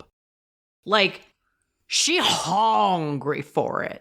She has been waiting to taste dick her entire life. And if she got the chance, she would absolutely melt your fucking brain. Look, even if it's just mutual masturbation, there are forms of eye contact that make you feel like you're on fucking fire. And I think there are some nasty things she can do without ever touching you. It's not like she can't grind on you through clothes or like she can't like spit on your dick. Like, is that nothing? Is that nothing to you? Or like you can't come on that fucking beautiful face? You cannot put a price on someone who is so desperate to be fucked, even if there are strictures that make it almost impossible to do. Let yourself be happy. Fuck Rogue. All right, if you insist. Hang on. Only if she lets herself be happy, because the whining. Oh, well. I can't touch you, Remy. All right, Cam, who's your number 4? My number 4 is Bishop. And again, from the cartoons and the movie, fucking hot. If you don't think in those iterations that Bishop is hot, you're out of your goddamn mind. He is Cable without the summer's kink for maudlin bullshit. He is going to be fun, and if you give him a blast, he'll give it right back. Check, please. All right, we are up to our number 3s now. Chris, who's your number 3? Number 3, I've got Kate Pride. And in my notes column of my spreadsheet, it says, I just like her. And then there's a smiley face. No, I mean, you know, she is a character who is Claremont and Byrne scientifically designed her to be the reader's girlfriend, right? Yes, very much so. But I think, you know, she's also like a very cool character. She's a ninja hacker pirate with superpowers And knuckle tattoos recently. and knuckle tats. Like, I love Kitty Pryde. I think she's great. I think the idea that she would want to do some role playing, absolutely correct. I think the idea that she's not good at fucking, absolutely incorrect. All right, Bob, who's your number 3? Wolverine. I was at the place I get waxed, and I was talking to the woman waxing me about this episode. She's like 6'2", maybe a little taller.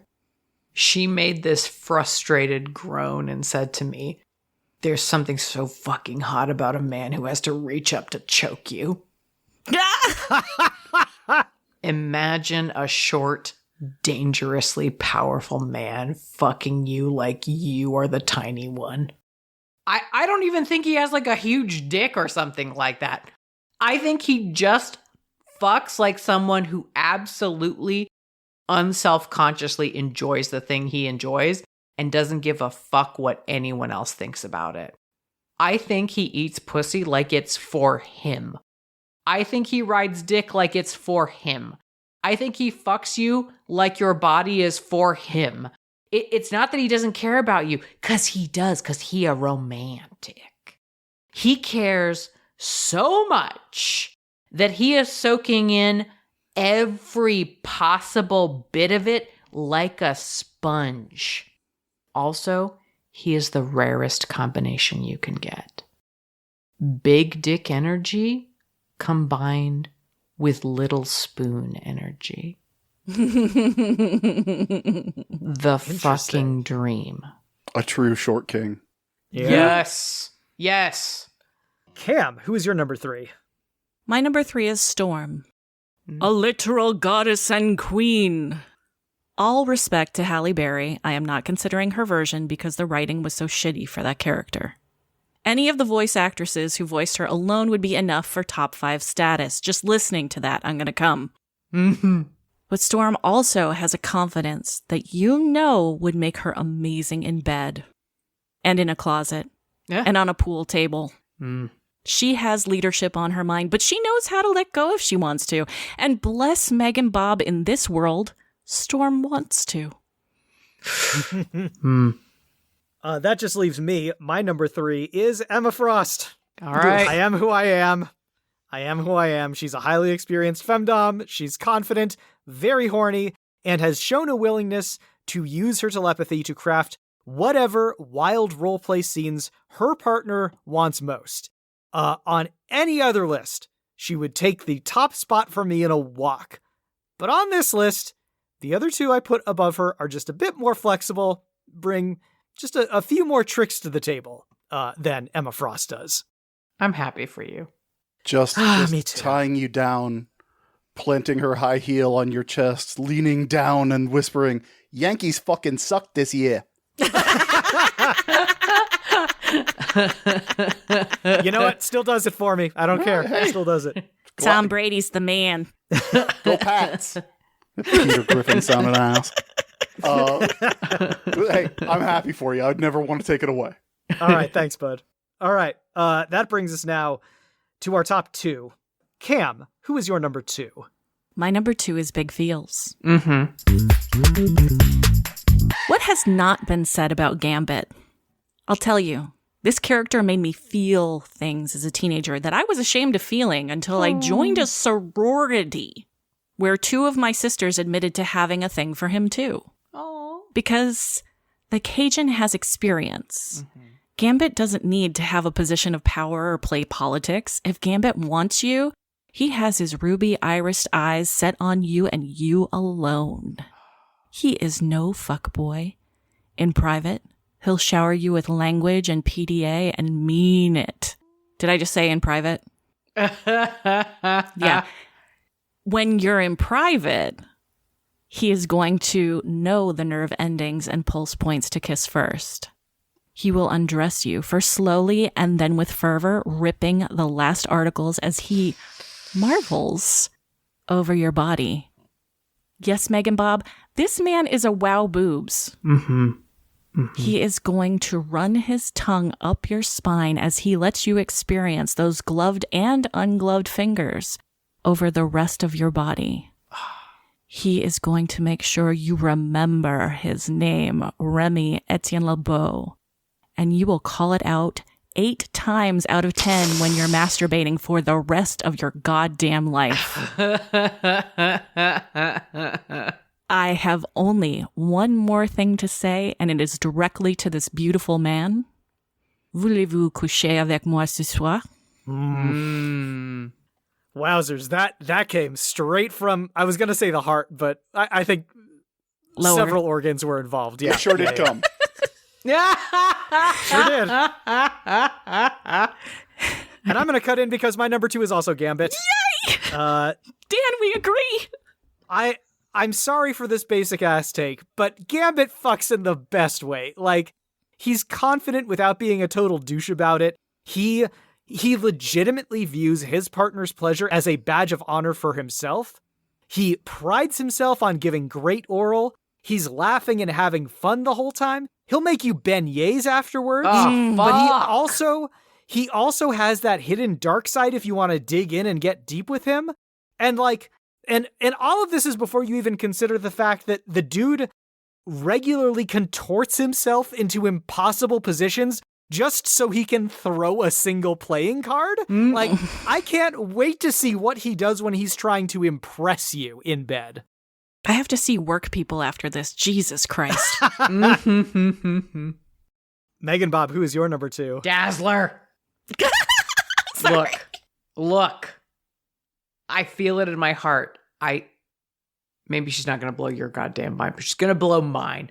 I just need you to imagine making a sex playlist together and having the most joyful, carefree sex imaginable. Imagine her on top of you, absolutely beaming with pleasure and sighing while light is playing all over her, while music surrounds you both. Like, given her abilities, I think there's a ton of big sounds and reactions that she does during sex. I think you can make her laugh with happiness when she comes. Imagine fucking her while listening to slow funk. Like what are any of us doing right now? Dazzler's just, she's so great. I love her. Wow, I didn't consider her glowing whilst fucking, but that is no joke a very compelling image, Bob. Like, she smiles when fucking more than any of the rest of these characters. That's very good. Right? That's not nothing. You came on afraid that we were going to yell at you for being wrong, but no, I think, for me at least, you've shown me how wrong I was. It's very good. Thank you. Chris, who was your number 2? Winds rise! Carry Storm to the penultimate spot on the list! Storm's great. I love Storm. Storm can, again, you can go to canon.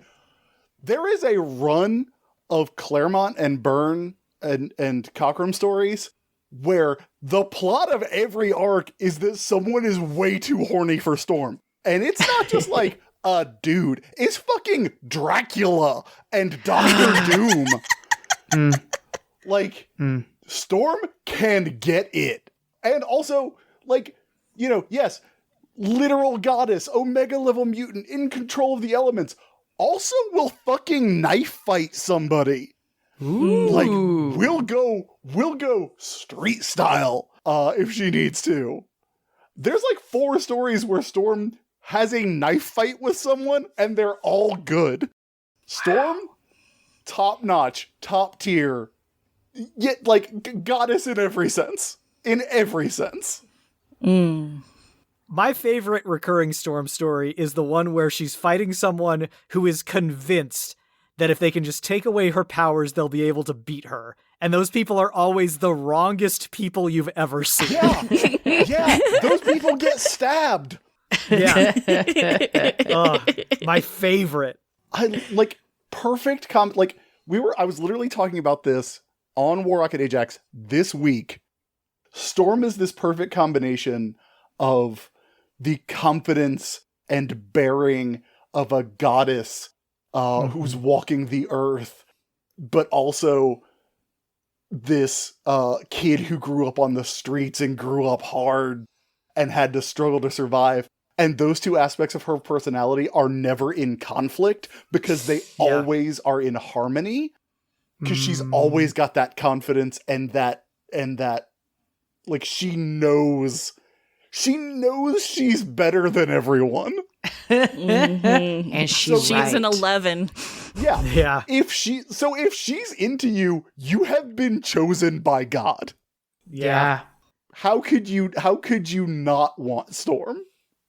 This may be one of those episodes where we don't get to our number ones because we're just too overcome by what has come before. But we're here. We're finally here. We're at the top of our lists, our number ones. I will start us off. My number one is a big feels. And my number one is Nightcrawler.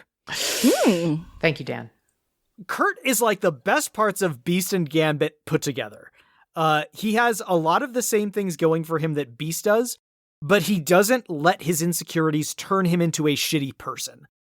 He's generous, playful, emotionally intelligent, and giving, but he responds so well to praise and validation. Like, he's capable of some truly amazing things in terms of his flexibility.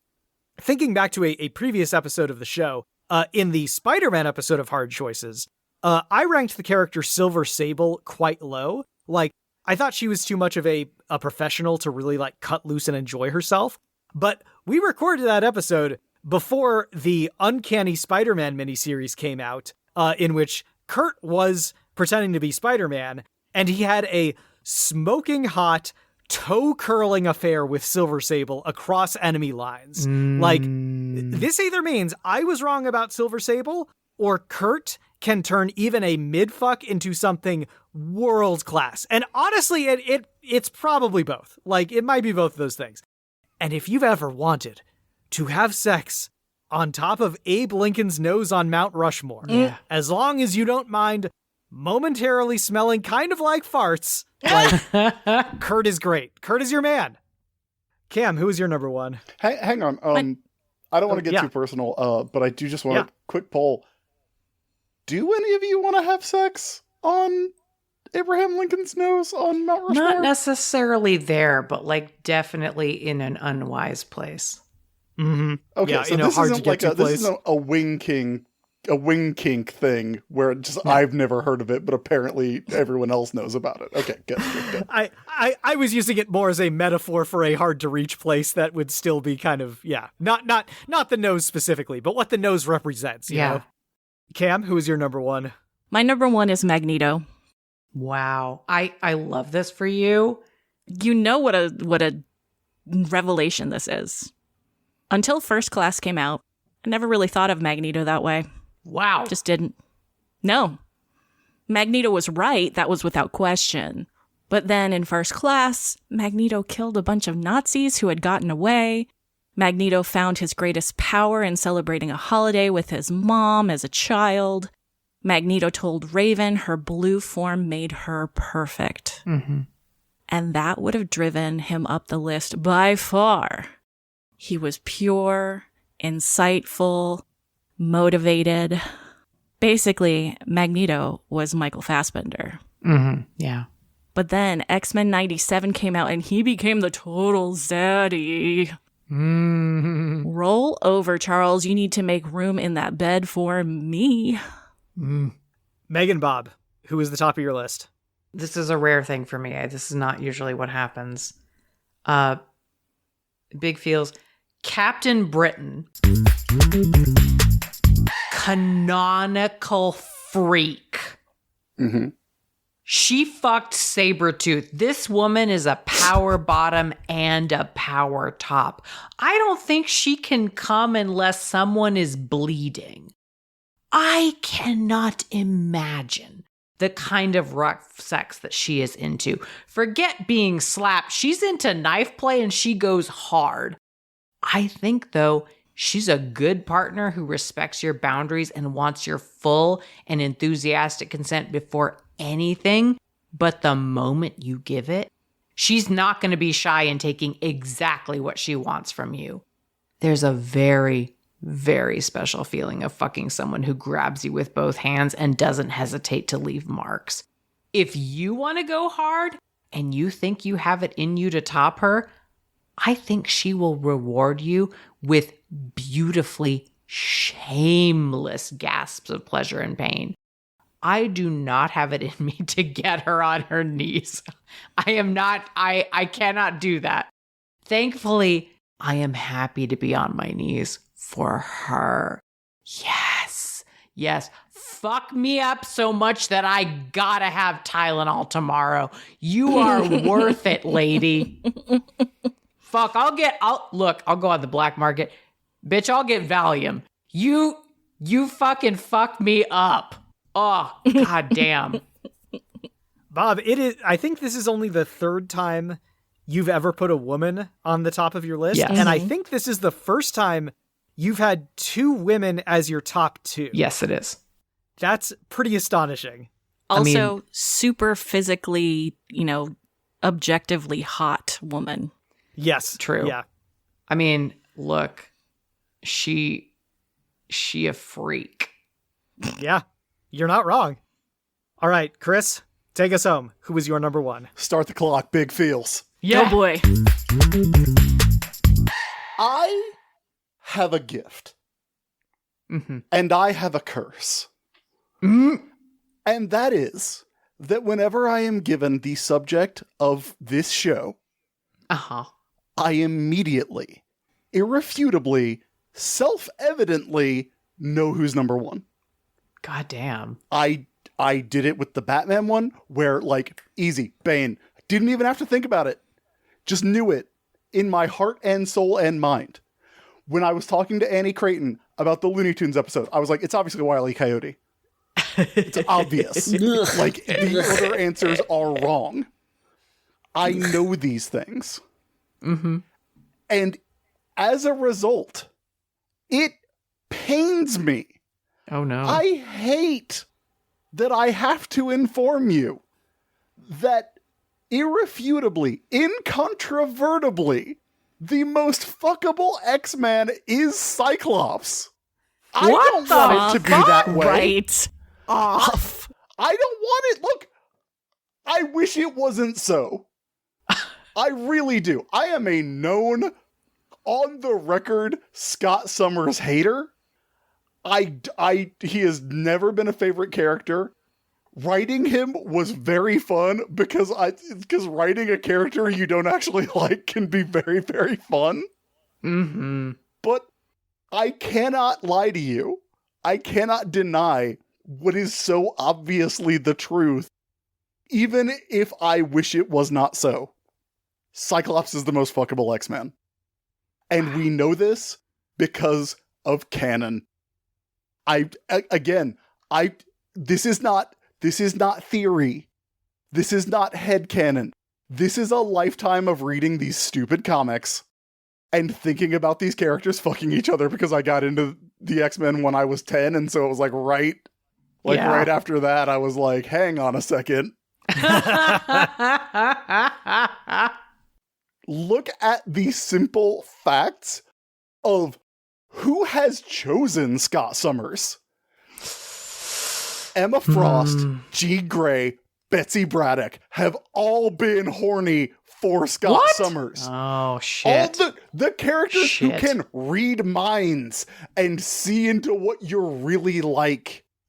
And it makes sense. It unfortunately makes a great deal of sense. In his day-to-day, he's repressed. That is his metaphor. He can never take off his glasses because his eyes are portals to the punch dimension. I love that. He's so tightly wound. But when he's able to cut loose, it's not like that goes away, right? Because if there's one thing we know about Slim Summers, the man who was conditioned to be a child soldier by a weird old mind reader who also chose him, it's that he's goal-oriented. In one of the first issues of the Krakoa era, of X-Men. He is told that he needs to go out on a suicide mission to destroy Mother Mold, which is the master mold that makes master molds. Master mold, of course, being the sentinel that makes sentinels. It's a robot with the power of pregnancy. He is told by Professor X, hey, this is out in space. You gotta destroy this thing or it's gonna be mutant genocide. You're probably gonna die. Is that gonna be a problem? I will remember the dialogue until the day I die from Jonathan Hickman in this issue. Cyclops says, does it need to be done? Professor X says, yes. Cyclops says, then it will be done. God damn. That's fucking hot. Yeah. Ugh. Do you need to get off? You will get off. Shit. Cyclops pulls. Again, I wish it wasn't the case. He's also like a fundamentally broken weirdo. But, you know, who among us isn't? No one on this list, that's for sure. Yeah. Cyclops is the most fuckable X-Men. Goal-oriented, dedicated, freaky, weird, super in shape. Willing to go the extra mile when he is not asked to. I hate that this is the right answer, but it is the right answer.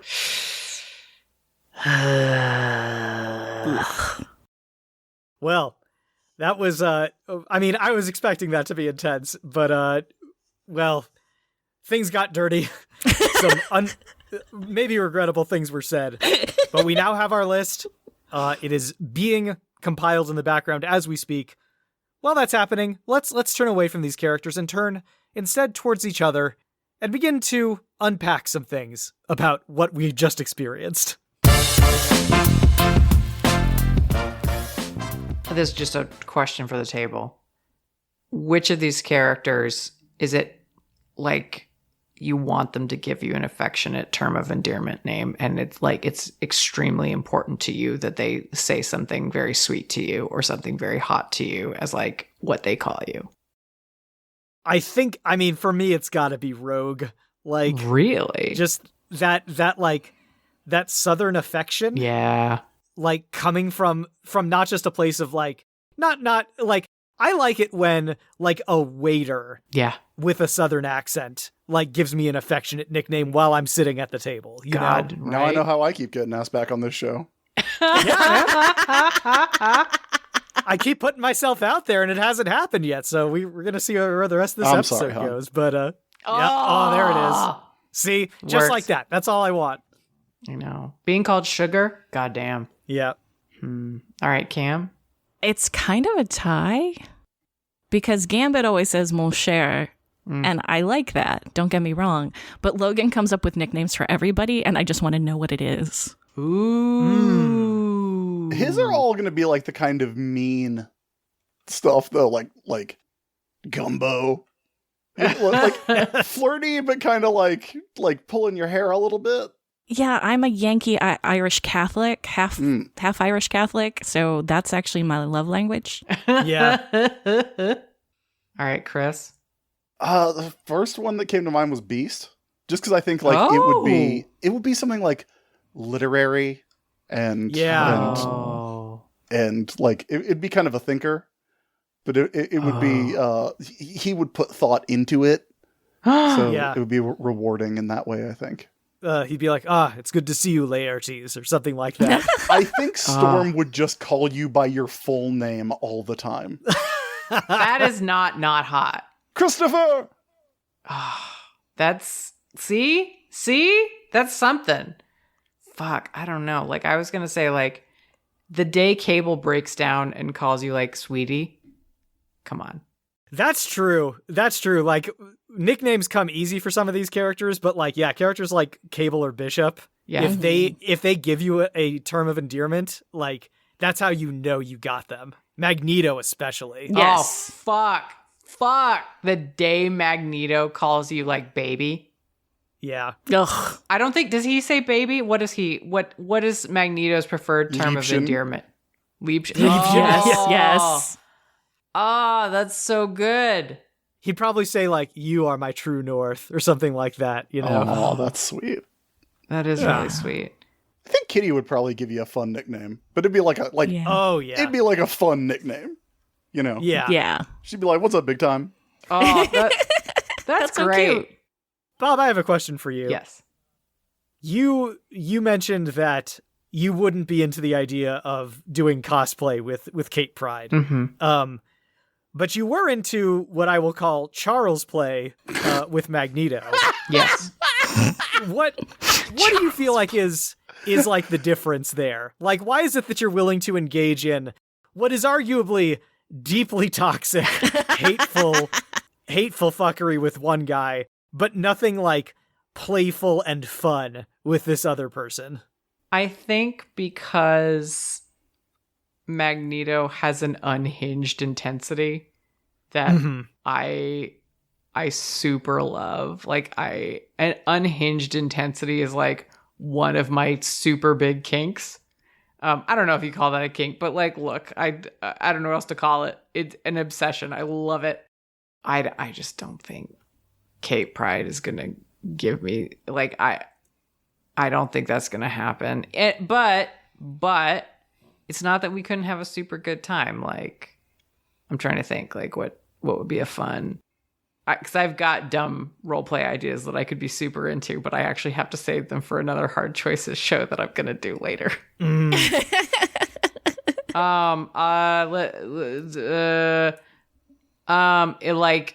Here's a weird one. Buddy Holly and Mary Tyler Moore, like in that Weezer song. There you go. I could get into like doing some weird, like we're gonna cosplay that Weezer song and like get up to some sexy shenanigans like that. That's Bob, your genius is blinding sometimes. yes. What?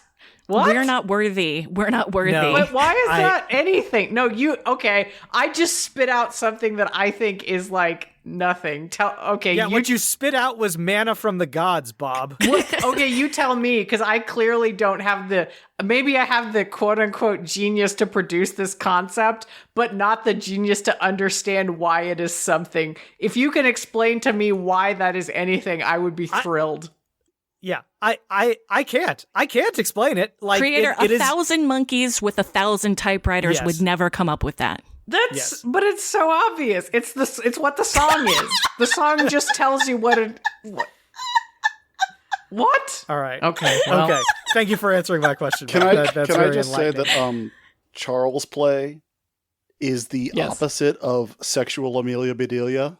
In that it hit my ears in a way that was truly wretched.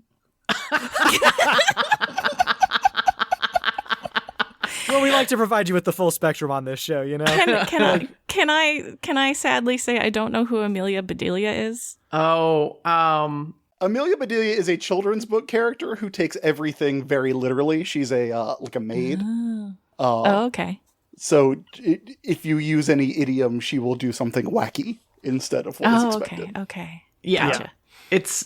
And then hijinks ensue, and that's the end of the book. I mean, it gets like fixed up, but everybody's like, "Oh, Amelia Bedelia." I mean, it's a great name. It is. Yeah. I have a question for the table again.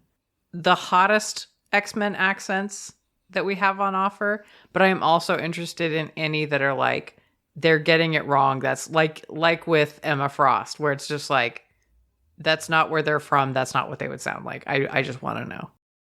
I mean, the one who comes to mind for me is not on the list, unfortunately. But Cannonball, like, they make him sound like an absolute hayseed. And, like, I don't know, they just, like, they take what is essentially what I think would be probably a pretty mild accent and just turn it up to unforgivable levels, in my opinion. Ooh. He's not invulnerable when he's blasting. I was sad that Banshee didn't get mentioned, but I knew why. But I'm sad they never make Wolverine Canadian enough. I mean, I know he doesn't say sorry because, like, he would never say that, but at the same time, like, come on. he doesn't say A. He is pretty Canadian on the original animated series, but like that's because like that show was just made in Canada. Yeah. Like Cyclops has a stronger Canadian accent than Wolverine does in that show. He really does. I never really thought about that. Yeah. I like, look, Rogue, Southern accents, great. Betsy, British accent, great.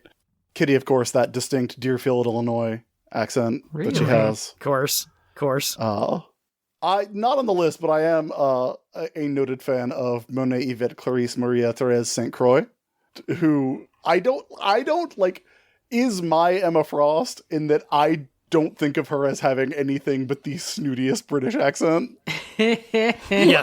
Yes, absolutely. I will say speaking of Generation X characters, Chambers' accent, I like that his Cockney accent comes through despite the fact that he's a telepath. Like, Yeah, he's not despite the actually fact that- speaking. He's not speaking. He's communicating telepathically with a Cockney accent, which I think is brilliant. I truly do love that. I mean, do we all have something against Gambit's accent? No, Gambit. Even Gambit's a is little just bit. like universally like why would we even bring it up? Like it's I felt weird not saying it No, because it's I felt okay. like somebody listening to the podcast would be yelling. oh Yeah. good point. All I right, don't have no, anything I'm- against it. My wife does.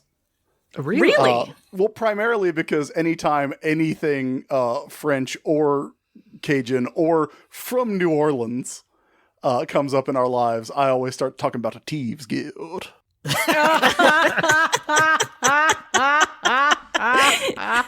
God, that'd be annoying. Yeah. Yeah. We're getting a little peek into your married life, and it's beautiful. I love this so It much. really is. Gambit. Chris, Yes. Yes. you do remember that Scott Summers, you ranked him number 1 over Mary, not fuck. No. Yes. I ranked him as a fuck. No, you did not. Because your arguments were, well, these 3 women who can read minds trust him and think it would be a good idea to have some sort of relationship with him, No. including the word marriage. Trust did not leave my mouth. No. I That don't was think the. If you're peering No. into Scott Summers' mind, I don't think you're finding a lot of things you can trust. I think you're finding You can some trust. freak You can shit. trust that he's gonna try, but you're No. also going to get a pouty little bitch when he doesn't do a good job, and then he's gonna would you sulk even know and that make he's you. never not done a good job? Oh fuck! I mean, Emma Frost stuck around for a long time, and she had no interest in marrying the guy. Yeah. Like, she I- was like- interested in just one thing. You know he's gonna try from literally every other thing about him.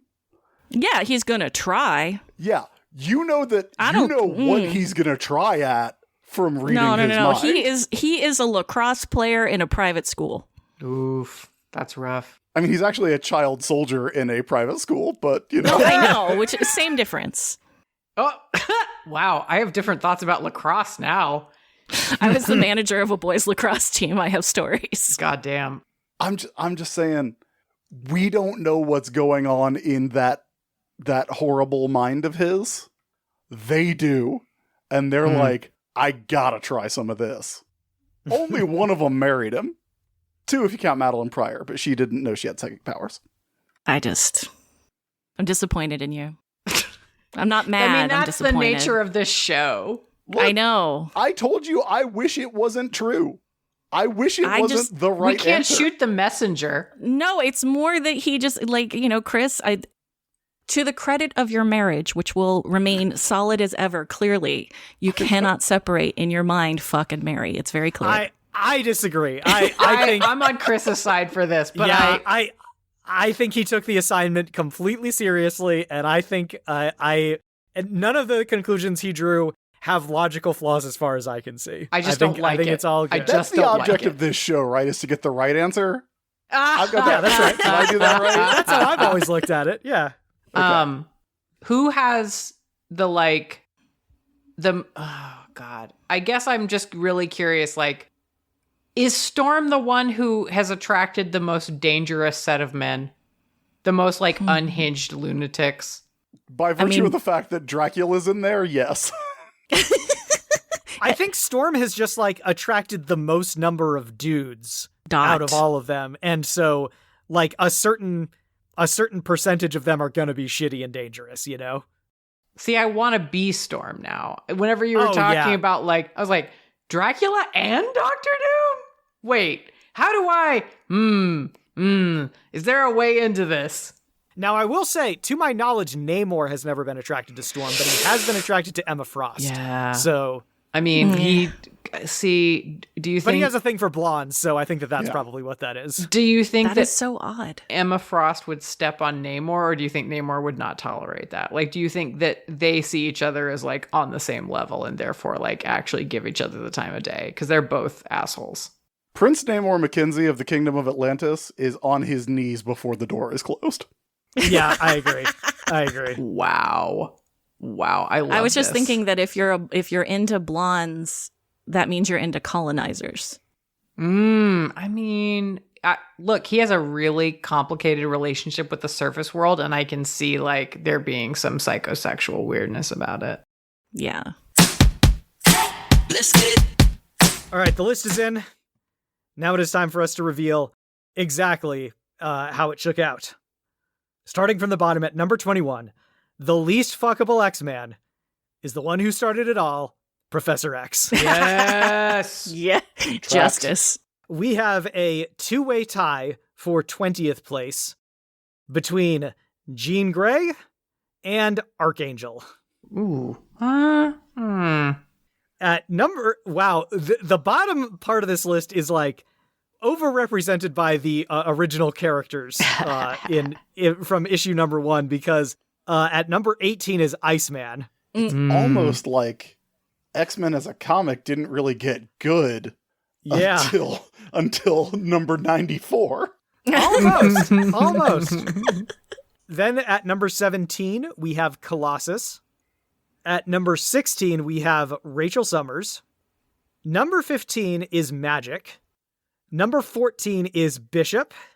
Number 13, I never would have predicted this. Number 13 is Emma Frost. Right? Which, like, right? the fact that she's below the median on this list is pretty remarkable to me.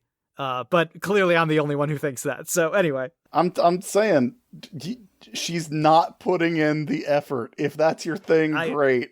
Clearly the majority of people on this call agree with you. We have a two-way tie for 12th place between Kate Pryde and Cyclops.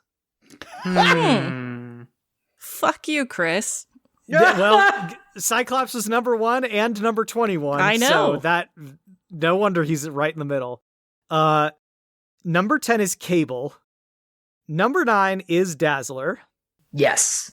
Number 8 is Rogue. Number 7 is Nightcrawler. Yes. Number 6 is Wolverine. Number 5 is Magneto. Number 4 is Captain Britain. Yes. Number 3 is Beast. That makes me by far the highest performing of the original 5. so happy for Beast. And yeah. Well, he changed the most. Who doesn't want to hug that? Because you know that he, like, smells great.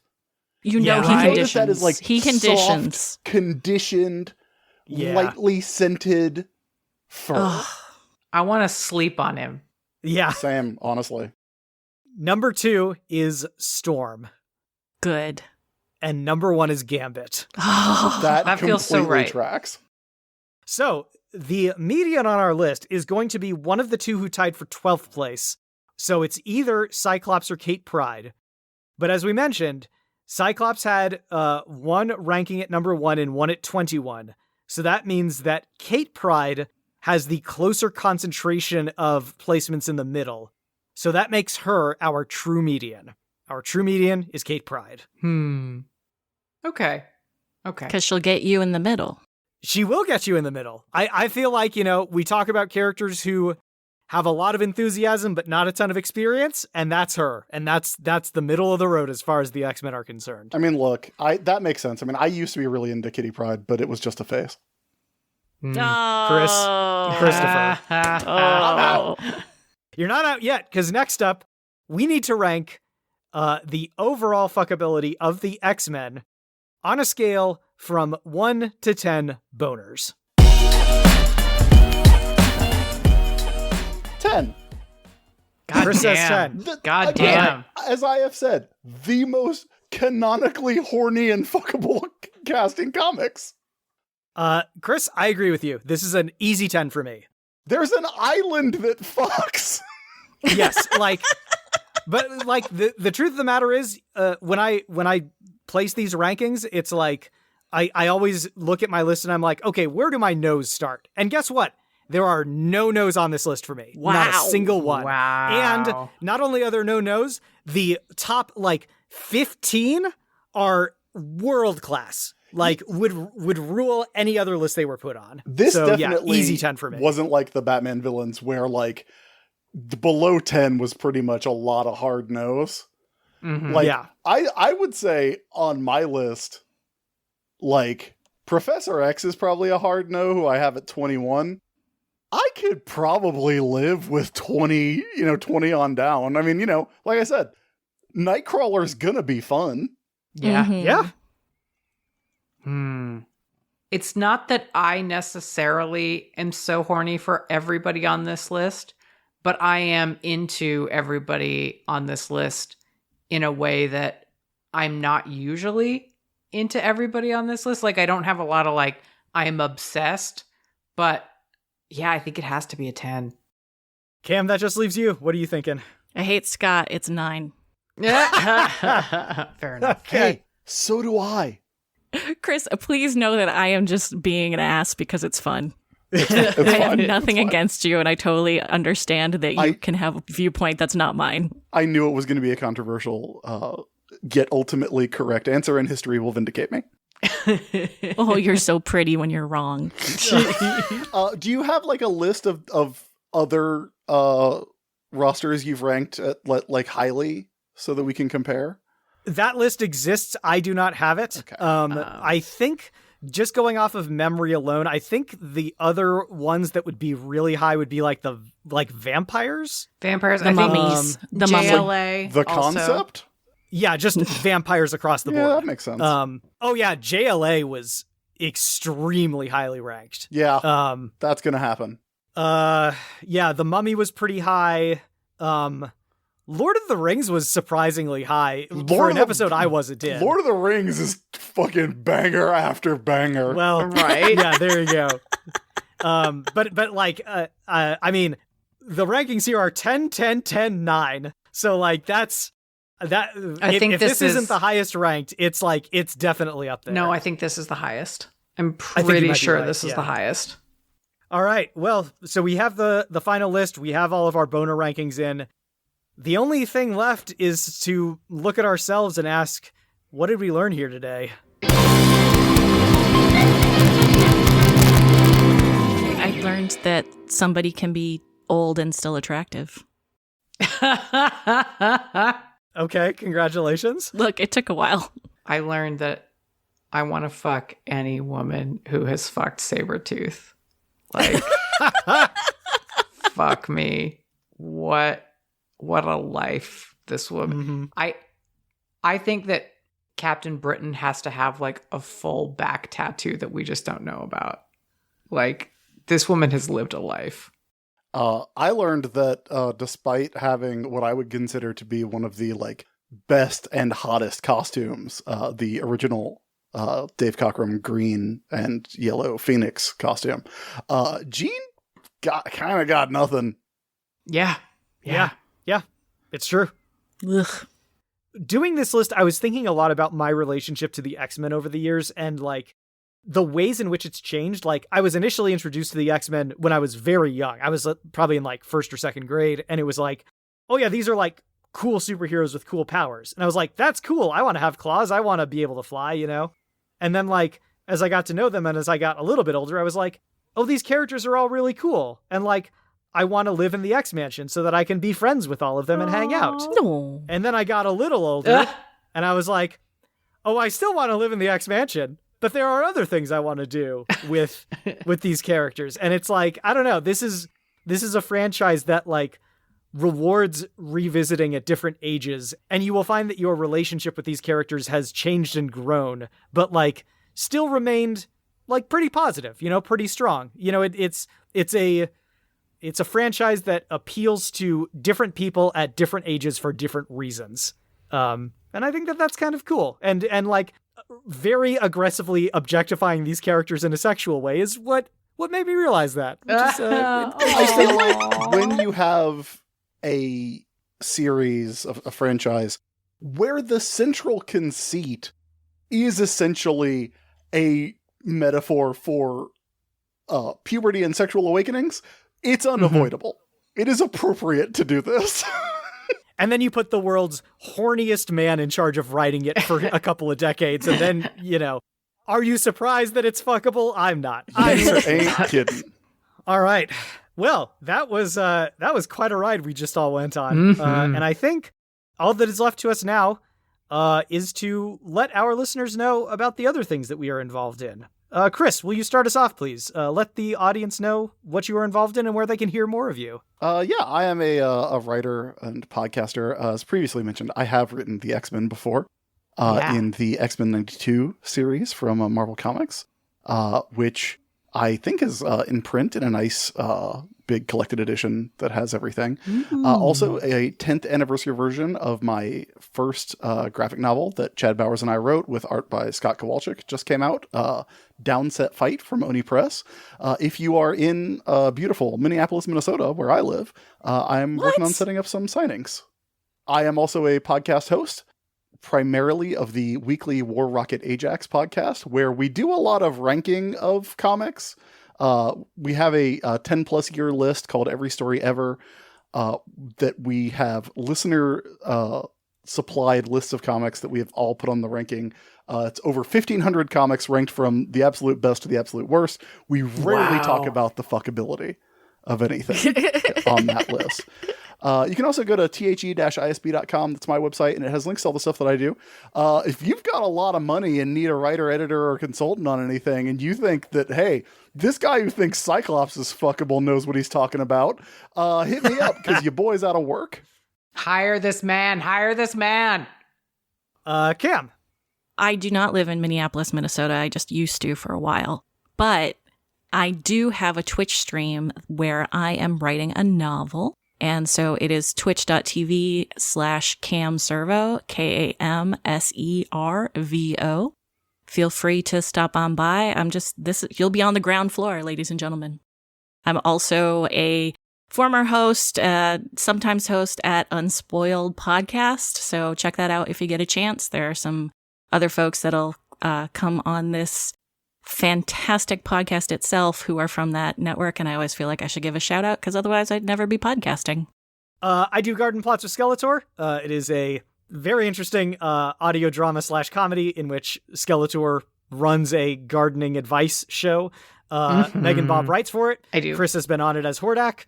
It's a fun time. It's on hiatus at the moment. I've listened to it probably 30 times. Cam has listened to it on repeat many times. It's on hiatus at the moment, but all the episodes are still there. Yeah. Go have a listen. Cam recommends. All the stars.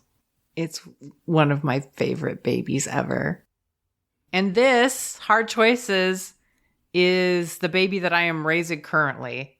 Chris name dropped a couple of episodes. There's going to be future episodes that Chris is going to be on. That Dragon Ball episode is... I always hesitate to use the word coming on this show in that kind of context, but we'll be arriving at some point before 2024, Jesus Christ, is out. Go check out the Looney Tunes episode. It is unfucking hinged. And if you go check out that episode and you're like, I need more of that shit, then I really encourage you to go check out the Hard Choices Patreon, because there is a longer, filthier version of that very podcast. And then also recently released on the Hard Choices Patreon is the Bad Choices of Hanna-Barbera, where we drunkenly ranked 15 Hanna-Barbera characters with James D'Amato, and read a fanfic that I wrote featuring Zorak and Miss Bellum from Powerpuff Girls. And it's X-rated. Well, it could be more X-rated. I guess I should say it's NC-17 because I didn't go as hard as I could. But maybe, who knows what the next Bad Choices is going to be. Bad Choices is the drunk version of this show. And I'm getting... The Bad Choices feeling is rising again, and I have a real feeling that it might be the Shrek universe. Oh, geez. I don't want to say I have a hankering, but maybe just a dark premonition. It's more fair. Wow, I mentioned my gift and my curse, and woof, it is curse. Oh boy. This is beautiful. I'm just going to name some other ones that we might do. Oh no. You're just triggering the curse at this point. Yeah, at this you were point. just forcing Chris to do this. Chris, Columbo Murderers. Columbo Murderers is a good one. That's Right. a really good one, actually.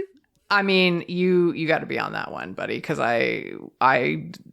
Columbo's very important to me. I mean, I know who number one is immediately, too. There you Beautiful. Of course you do. Chris, Nick at Night. Oh. Oh, easy. If you want to find out the answers to these things, you got to come back. And I could literally tell you right now. I mean, but you might be on the episode. I mean, I might be. Like, what, do I just have to have, like, is there a new segment? Chris Sims is always right. Is that a new That should be a segment? segment on every show. Chris Sims' Dark Curse. Yeah, come back. Subscribe to the Hard Choices feed. Go listen to the other episode that Chris Sims has been on. The Batman Villains is extremely delicious. Big fan of that one. It's hilarious. It's hilarious. It truly is. One of my favorite podcasts I've ever been on, honestly. An absolute blast. Oh, thank you. Even though I cornered you and asked you to tell me about Killer Croc's dick. Yeah. Aw. Thank you. Even though, like, I would be doing that anyway.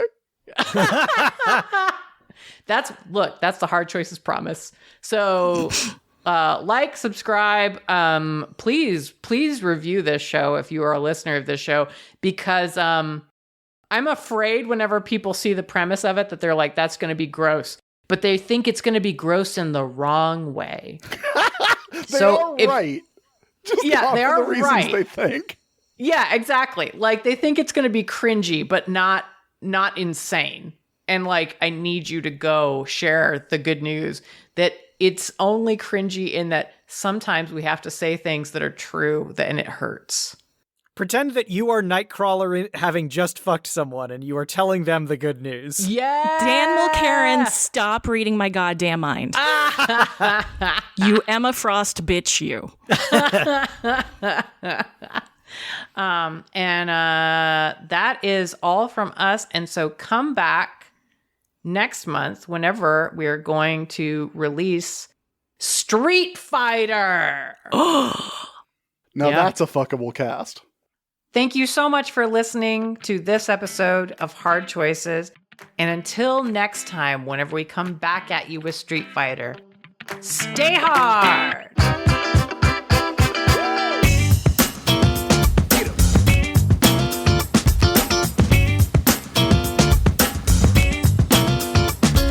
This has been Hard Choices. If you want to show your support and get even more goofs from behind the scenes, visit patreon.com/hard choices and become a patron. You'll get exclusive voting rights and participation in every weird new thing we do. If you like the show, please consider leaving a 5-star rating and review on the podcatcher of your choice. It shows people what's fun about the show and makes it easier for others to find it too. This episode produced by Dan Mulcairn. Go listen to Garden Plots with Skeletor. He's a great Skeletor. Our theme song is Funk Me by Soundroll. This piece and all music used in this production is licensed through Upbeat. You can find details in our show notes and listen to more great tunes at upbeat.io, spelled UPPBEAT.io. The Hard Choices logo is designed by Claire Mulcairn. If you'd like to get into touch with us, look for the Smash Fiction Fan Faction on Facebook and join the conversation. Thank you so much for listening and hanging out with us. You're a peach!